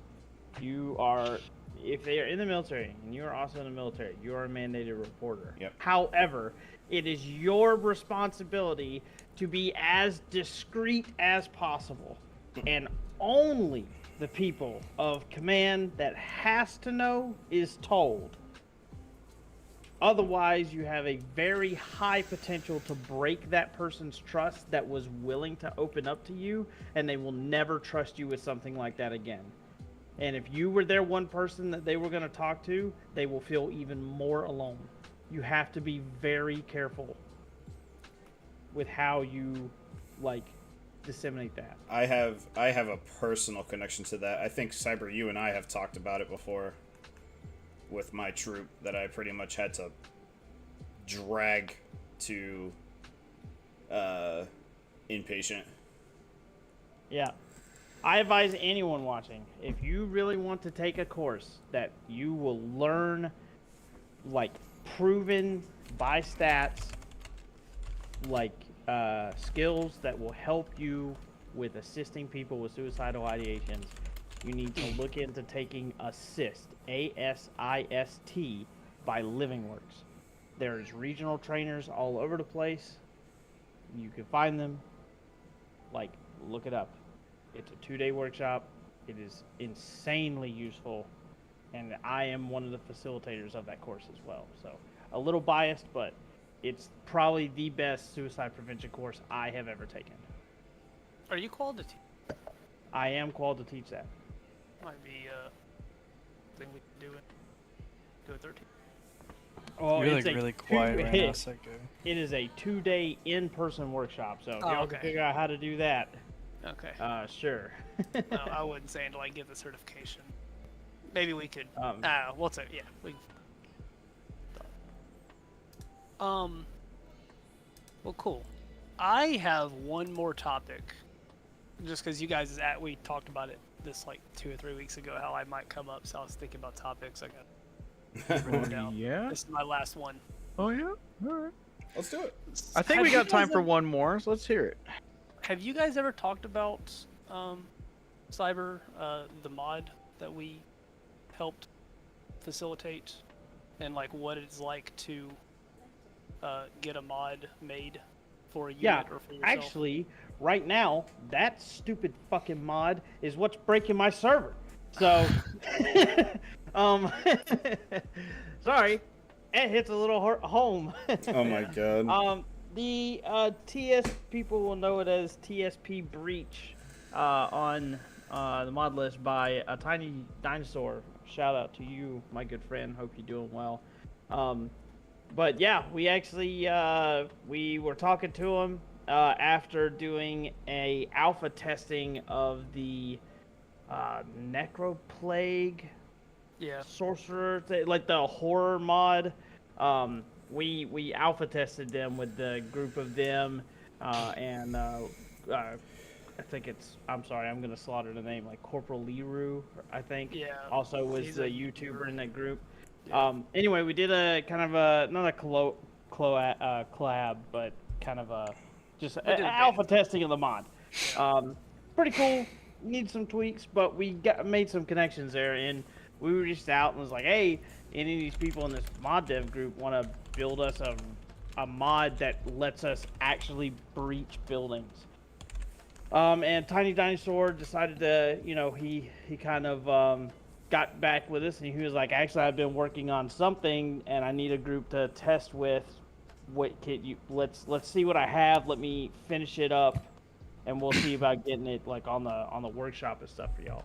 And yeah, so TSP Breach adds like frame charges, lock poppers, stick charges, all those kind of things to be able to enter buildings in different ways. I will say that it's the last leg of the development. We donated. We donated. Donated. He did, yeah. Oh, yeah. To the last. We donated to him. Yeah, donated. Because it's against Steam's terms of service to pay for free stuff on the mod list, so we donated to him.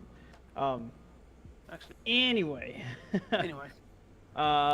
Yeah, it worked out pretty good. It kind of laid dormant for a little bit, which is okay because it was in a working state and it lay dormant. But now it's being updated to a new version coming out. He added a bunch of tweaks and stuff like that, and it's kind of in that process of like, okay, we're putting it out there to test. Okay, in 3 days, oh, okay, we forgot about this bug. We got to re-upload it. So that means I have to go fix all of the stuff on the server, which means I have to re-download it and then rebuild the missions for it. And then 2 days later, hey, we found this other bug. We fixed it real quick. Damn it. all right, fine, and then go back and do the whole shebang again. But it was definitely a gap in Arma, like capabilities, which I think was really cool that we got to kind of take a small part in that of kind of filling that gap. So pretty cool. Still one of my favorite mods. That's Hell awesome. yeah! Yeah. So what you're saying is you donated. Yeah, we- Donated. Donated a gift, which happened to be a sum of money, to a mod developer, and because of our willful donation, he thought it would be cool to release a really neat mod. So, yeah. Oh no, my beans. You're so courteous for donating to I know, right? Look You're at a us. mod developer. Sigma. What? Shut the hell. Get That was, out. No, we are not doing All that right, and that's here. it. We'll be back next week. Yeah, exactly. Yeah, but that was all the talking points I had when I mentioned it was mentioned I was gonna be a guest. So I don't know if y'all have any other topic stuff. We got to have some survey questions. don't we? We haven't got a single one. We're nearly 2 hours in. We haven't even gotten to that point yet. All right. Well, God We got. dang. I got one in me, and then I gotta head out here because the We woman got she'll be 3 home. more hours to do. 3 more hours. I will. So since since we are about to break 2 hours, it was a very productive podcast. I will ask one question that I think, out of this group that I have, I think will probably generate the most conversation, and then we can address from there. Uh-huh. So, are there plans to expand the unit, either in terms of membership or scopes of operations? Definitely membership. We always want more people. Yeah, I mean that's kind of a 2-for-1 with my overall goal and vision. Is the more members we have, the bigger the operational scheme can be. I mean, like, we used to work with like 2 towns in op, and now we work with like cities and shit. Just and scale relation and stuff like that. For me, the overall end all be all goal is to, hit the company, like a real company sized element between the infantry platoon, mechanized platoon, and then a reservist platoon. If we grow beyond that, that will be its own meeting. That'll be a very big meeting. But yeah, I would love to hit like 150, 160 people, because you got to average out about 40 or 50 of those people will be in reserves. Can you repeat the question? 'Cause, Yeah. Are there plans to expand the unit, either in terms of membership or scope of operations? You're gonna hate me, but one more time. Are there plans to expand the unit, either in terms of membership or scope of operations? Well, I mean, I would say there's always room for expansion, especially when it comes to manpower and stuff like that. The problem there lies in quality over quantity. A lot of times people will join here and just leave before we even get to talk to them, or they might last a week or two and then have to bow out as well. For whatever reason, we have some people that get in trouble and stuff like that. So, like, because our standards are higher and we, expect more of our players and stuff like that, it's a lot harder to keep people in. But I think a really good, manageable unit would be 2 infantry platoons, a mechanized platoon, and a support platoon. And so that's going to be, obviously 2 infantry platoons. Mechanized would be LAVs, our new Pandor 2s that we're trying out, and then maybe a squad or a section of the M1A1HCs. And then our support platoon would be probably not a full platoon, maybe 2 squads of SBF focused infantry. So they're going to be rocking the Humvees with the 50s and tows and setting up defensive positions, checkpoint operations and stuff like that. And then I would say probably in the air wing side, I would like to have a constant, or have the ability to have 5 fixed wing airframes up, 6 rotary, and then have a 2 fire teams of gas that are deployable Marines for any of those kind of, I'll call them micro roles, you know, right? Like handling of prisoners and HVTs and stuff like that, cargo, whatnot. I think at that point, I think that would be a very solid, like, all right, we're good now, let's do maintain recruitment, you know, when spots come available, recruit people into those spots. I think that would take a larger officer corps, as well as a lot more people willing to go leadership in NCO, and some more, probably a handful more SNCOs too. So it's one of those things where, like, yes, there's always plans for expansion, but we're not going to expand just for the sake of expanding. You know what I mean? We're going to make sure that we can actually control and supply the effort across the board, across all the members, for everyone to still have a good time, you know, on Fridays and Saturdays. We have a lot of limitations right now, I'd say. Just to, I don't know, not enough recruits, but also just the amount of leadership we have. Like, we have a good bit of team leads, but above that, it's very scarce for your people who are capable of squad leading well and higher. It's very scarce. That's, I think, is our biggest, like, constraint if we wanted to expand or whatever. But right now, I don't think we even have enough infantry, just normal riflemen, to do it. So it's not that big of a problem.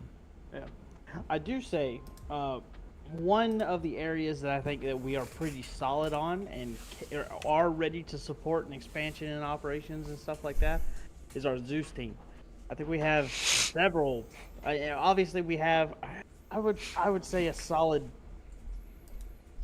If I was gonna count Psycho with his chaplain role also being a Zeus, I would say 3 main Zeuses, being Yoshi, myself, and Psycho, and then a wide team of, like, assistant to, you know, on the verge of becoming a main Zeus when it comes to skill level and time in it. So I do think that if for some reason we got, you know, 2 platoons worth of people drop tomorrow, like, you know, jump in the unit tomorrow, I think we would be able to expand operations and be able to support those kind of operations as well with our Zeus team. Hell yeah. I agree with that, yeah. I mean, even like right now, if we did a joint operation, it was like this huge op, right? I mean, there's also Grizzly who can co-Zeus. There's Shadow who can do co-Zeusing. I mean, there's a bunch of people that I think, as long as there was even just a small amount of scheduling and planning, we could have 6 or 7 Zeuses on if needed. Which obviously is overkill, but that's the point I'm making. The capability's there. We could easily and reasonably have 7 Zeuses on one night if we needed to. Which is nice. I want to see the kind of op that would take 7 Zeuses to run. What about you, Soccer? Terms of expanding the scope of how Tuma operates. I definitely like to see is like the infantry platoon start to fill out, like almost different sections within Tuma. Like right now for birds, for like helicopters, we go like for super, we just go super 1, super 2, super 3. I'd like to see it where we expand along with the infantry, and like let's say they're operating in 2 different parts of the map that are kind of close together, but have their separate objectives. Have like super like 1-1 through 1-3 over on area 1, and like super 2-1 through 2-3 over at like area 2. And having enough airframes and competent pilots to be able to support and sustain stuff like that, and then troop like being able to do like troop movement between there, like transport, logistic missions, and then like the opportunity of just as more people come into Tuma, there's a higher chance of us having pilots available for like side objectives and things like that. Yeah, I'm when it comes to Tuma, I am very excited to be on like this upcoming kind of mission set and stuff, because amphibious assaults are not going to be the only operations and stuff. We're going to have to do a lot of helo operations. Let's say that we have an island that doesn't really have a very good beach for us to make landfall on. We're going to put fixed wing in the air to slap SAM sites. And then I think it would be sick to watch, 4 war horses fly the infantry in, one carrying a LAV, another one carrying an LAV, and one carrying like an Abrams, and drop it on a shoreline, dropping out all the infantry along with it. Like those kind of massive movement via rotary, I think is some of the coolest stuff you could see in Arma. And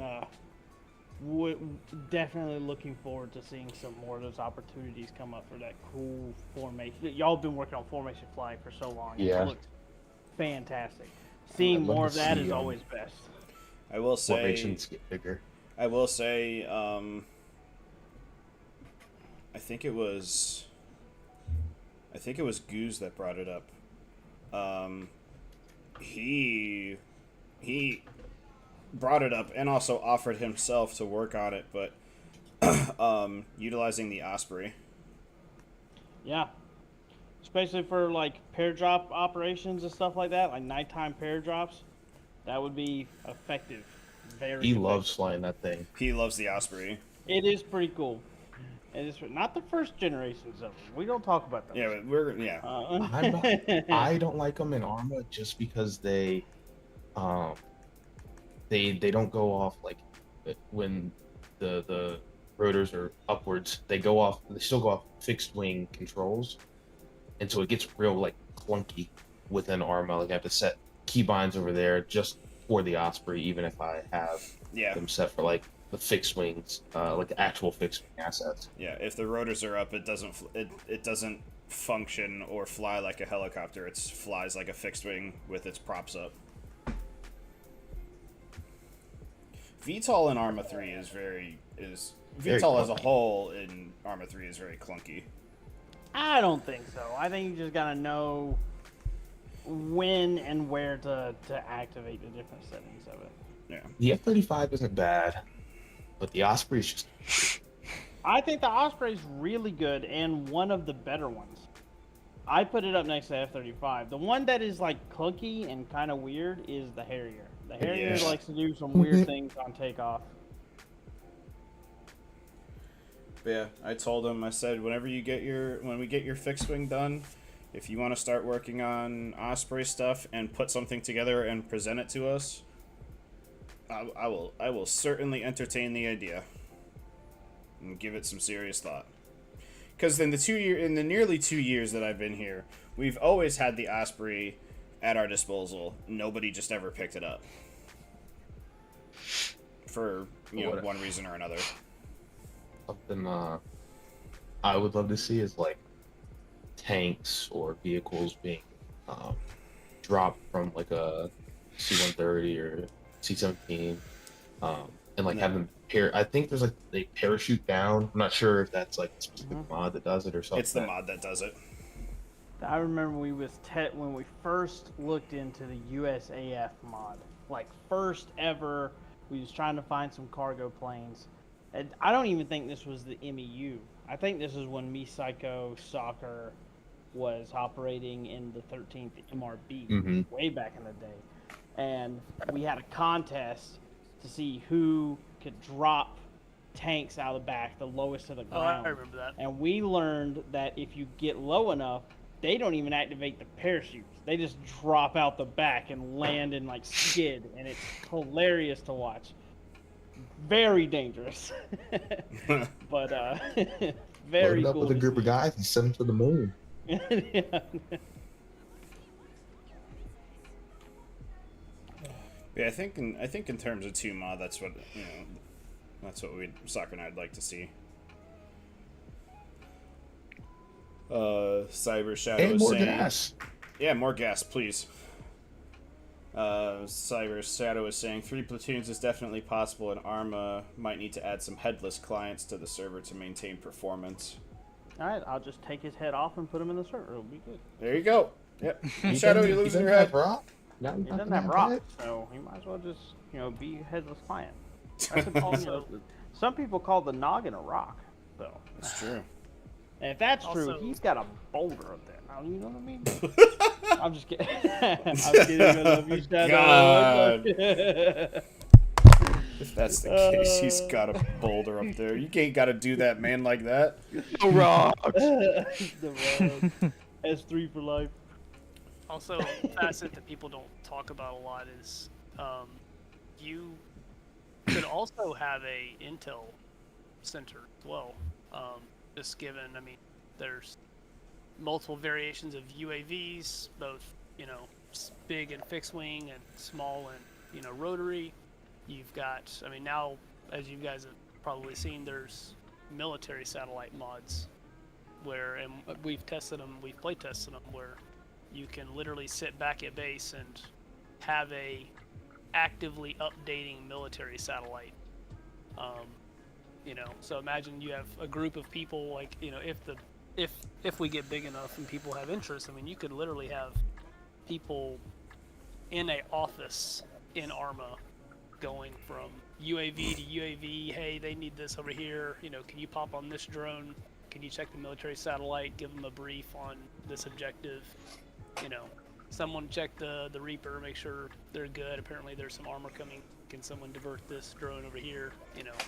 And you could run a full-on intel center with 3 people and a generic Arma office building. I think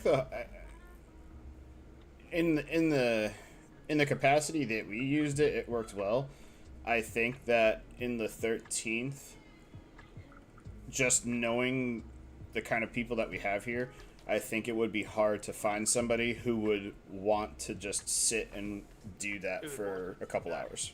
Yeah, that is the hard part, because we have Ark who enjoys that. But yeah, 100%. It's the same deal with like mortars and artillery and stuff, right? I mean, like, you get that one rare person that wants to do it. And, Such it's a really small cool niche. yeah, it's like really cool to have like an actual person doing that, but good luck if he leaves, you might as well just shut the division down.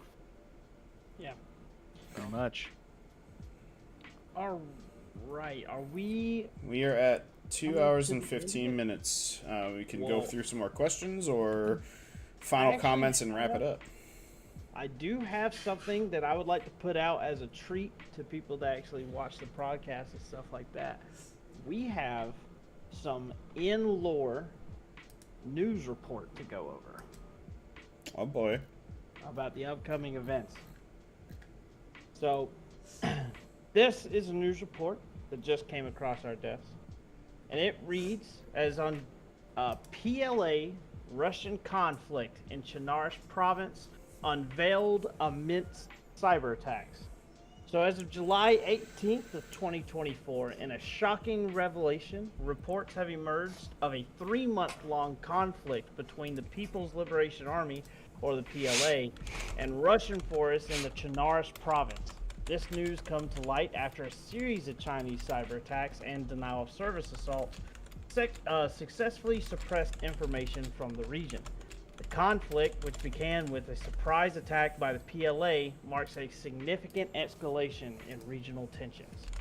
Initial reports indicate that the PLA UN forces had covertly established multiple supply depots in Chernarus, using them as staging areas for the offensive launched several months ago.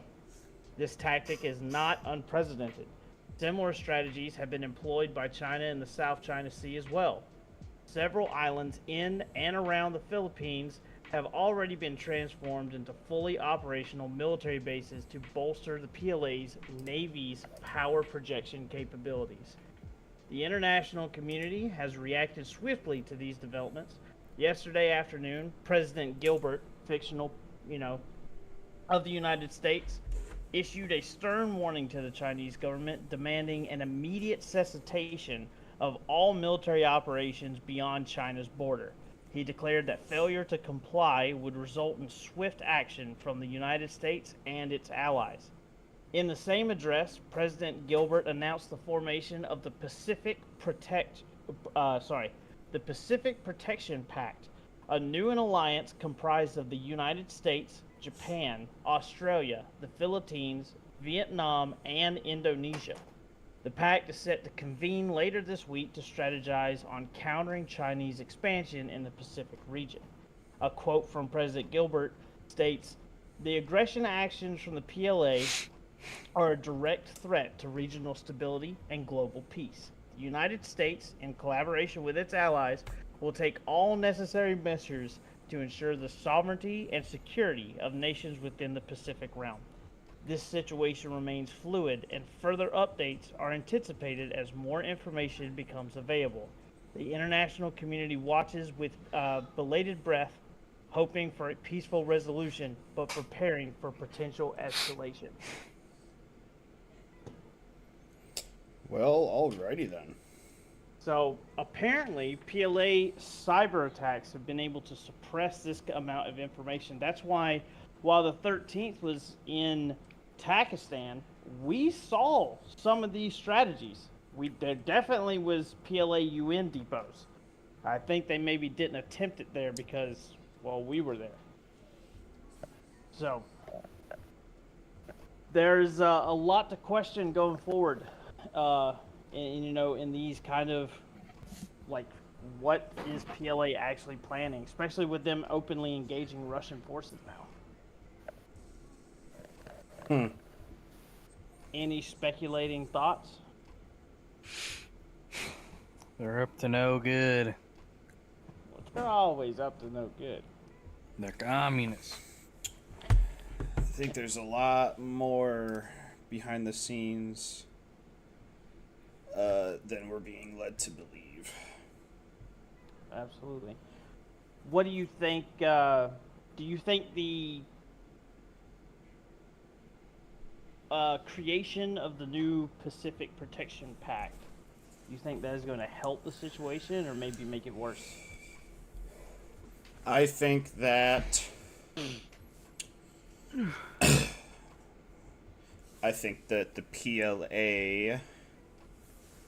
the PLA is going to see it as a form of aggression from the West and react in kind. I don't think that they're going to take. I don't think that they're going to take it lightly. They're not gonna. Yeah. They're not gonna roll over and be like, "Oh, sorry, we'll stop." Communists are stupid, and they do stupid things like that. Yep, I definitely agree. Guess we will have to wait and see. Yep. So luckily, our boys are hard at work practicing our amphibious assaults and stuff, just in case. Just in case. For global and national security. So, Cap and Cyber, with the unfortunate circumstances surrounding the 25th, how does that change the timeline for the campaign starting? Because originally next week was going to be the joint op. Now that is not the case, what changes? Nothing. Nothing at all. Nothing at all. They were just going to be an additional company that would have so the campaign participated with us. So they were just going to be part of the campaign start. Mm-hmm. Yeah. Oh. So the initial plan was for there to be 2 beachheads. One done by Alpha Company, us, of the 13th, and then one done by Bravo Company of the 13th, which is obviously, y'all know, is our AI counterparts to give us a feel of more of a battalion level area. Right. Then when we got into talks of the 25th, this was a perfect opportunity. We could just say, all right, cool, Bravo Company can sit back on the ship, and we will deploy the 25th MEU to their objectives, which was the North Beachhead. Gotcha. So now it's just kind of back to us with the original plan. Cool beans.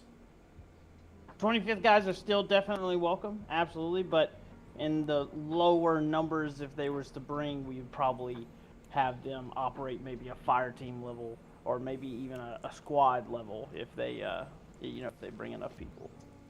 Yeah, I was Still being very a much nosy. invited. I was being nosy a bit earlier today, and they had posted their campaign and events stuff, and I only see like 4 people marking. So I don't know what's going on over there, but I think we definitely overestimated the size of the 25th. Sadly, I hope they get bigger. Hope they grow, but I think we're gonna need to look elsewhere for other units to do semi-bigger things. Hopefully in the long run, but of course, always welcome to have them come over and operate, get that big sim feel in their jeans. Yeah. Psycho, any final comments or thoughts? No, thank you guys for having me. This was a lot of fun. Anything else from the rest of command? Otherwise, we'll get on to the old wheel spin. Wheel of Crayons. China. I still don't think we've named that damn thing. Wheel of crayons. All right. I mean, it's got the color spin. It's got the color Wheel pad. of Ra. Just so you guys know, the new video has not been uploaded yet. Nope. It's waiting for final. Did we spin the wheel yet? Nope. The final video is waiting for final approval, so I don't think we'll get to it on stream tonight. I'm definitely watching it after the stream, though. I tell you what, Stay firm on that. As soon as it's posted. it's posted for me. It's privated, probably. Oh, well, that would make sense. Oh yeah, it's unlisted. Yeah, unlisted. Well, then, We can You watch know it after what? this. I can make it public now. I mean, I could just. Yeah, I haven't watched it yet. I've just been waiting. That's up to you, You guys Cap. want me to? Do you want to watch it on stream or do you want to watch it with just us first? Because I think it's like. I think it'd be it's like 20. weird. I think it's like 20 minutes. Yeah, it's 25 minutes. I think we should watch it with just us and not have it for the stream, Okay. because that would defeat the point of the video existing on the YouTube channel. Fair. Yeah. All right. Yeah, we can do that. Yeah, All right. we want Get our that views to wheel go up, up. boy. The wheel is up. Oh wait, you guys. Any predictions? You guys. No, I love my predictions. Tom. Oh, I see it. Well, he never Tom? makes it because he works. Yeah. Damn you, Tom. I like you. Bandit again. Or is he already Bandit. off? Bandit is off the list because he was already here. Bandit, Hughesman, and whoever else was here last week. Or off I'm the gonna list. say Joe. I'm gonna put it out to Joe in the universe. I was also thinking Joe. Oh, you know what? Let me just go Mark ahead on the and list? let me I go was ahead and add Joe to the list. He's on. Joe the, is on he's the on list. there. Oh yeah, he is right on there. there. Yeah, you're right. Damn liberal. All right, shuffle. I am going to say Karsten. Karsten. Ew. Carcano. The new PSG. Gross. Let's say Yogi. So we have Karsten. Yeah, We sure. have Yogi. I He- am gonna say. Oh, okay, Shadow. Yeah. So I have to watch it, and then I approve it, and then it goes public. Gotcha. Okay. I am gonna say. Business as usual. I am gonna say Ark. Ew. Or Cussy. That was my. Oh, that's your vote. Okay, then Nah, you good. I am gonna. Fine. Get double up. You get Ark. I get Banana.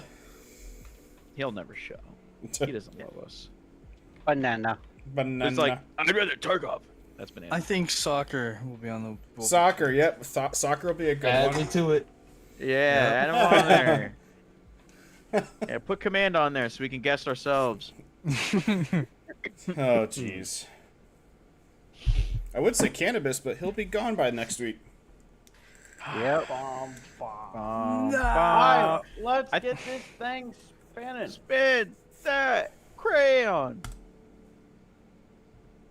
The crayon is not spinning. Dubs, you're demoted. Hide. In Discord. It is hide. Hide. Hide. Nice. Hide it on LOA. He probably will not be able to. Yeah, detect. he is in school, unfortunately. Oh, we will roll again. So we will spin that wheel.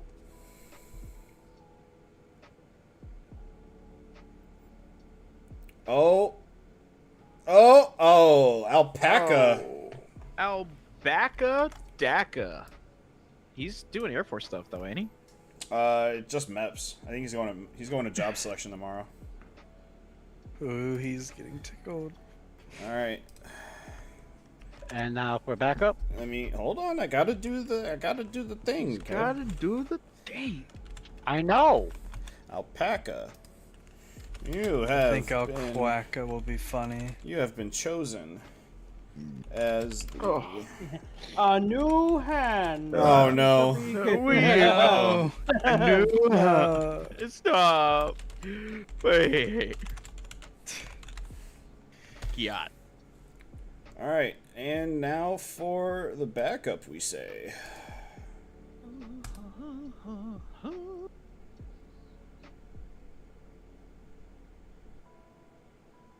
Boss. Oh, Bossy. Boss. We made it. Bang bong ding. I don't think he was in chat tonight. He was not in He's chat usually in tonight. every chat. He is usually. Well, in it is every Thursday. single chat. We're a day off, admittedly. So yeah. Oh, I can't tag boss because he's a naughty boy. yeah, AWOL Oh. boy. He promised he'd be here. Wow. He messaged me. Womp womp. Spanky At least he's reaching out. spanky. Yeah, that's true. All right, so we have primary and secondary. Hell yeah. Alpaca and boss. I think if Alquaca can make it, it'll be very funny. What? Quack? Alquaca. Quack? Like Yeah. a duck? You quack. Yeah. You quack like a duck when you suck. something. Quack like a duck. What?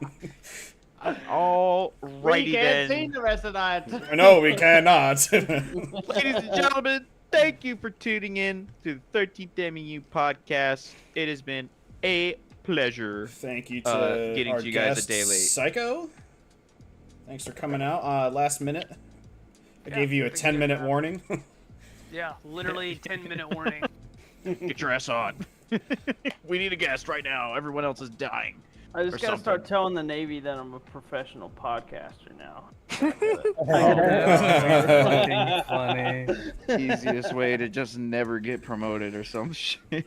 Or always stay until 6 o'clock in the afternoon. Yeah, they're gonna be like, "Yeah, you're staying longer right now, little boy. Come here."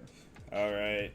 Thank you from our command staff for coming out on a day late. Just, things happened yesterday, but we still came out with podcast on a Thursday. Yeah. Bye, love you. Bye, love you. Donate I'm gonna to listen to it when I donate go to to the SA. gym. Go to the Patreon. Your force burns much joy in the unit. All right, we will see y'all this weekend. Get your marks Like in. like and subscribe. Like, subscribe. Yes, comment, subscribe. Like, subscribe.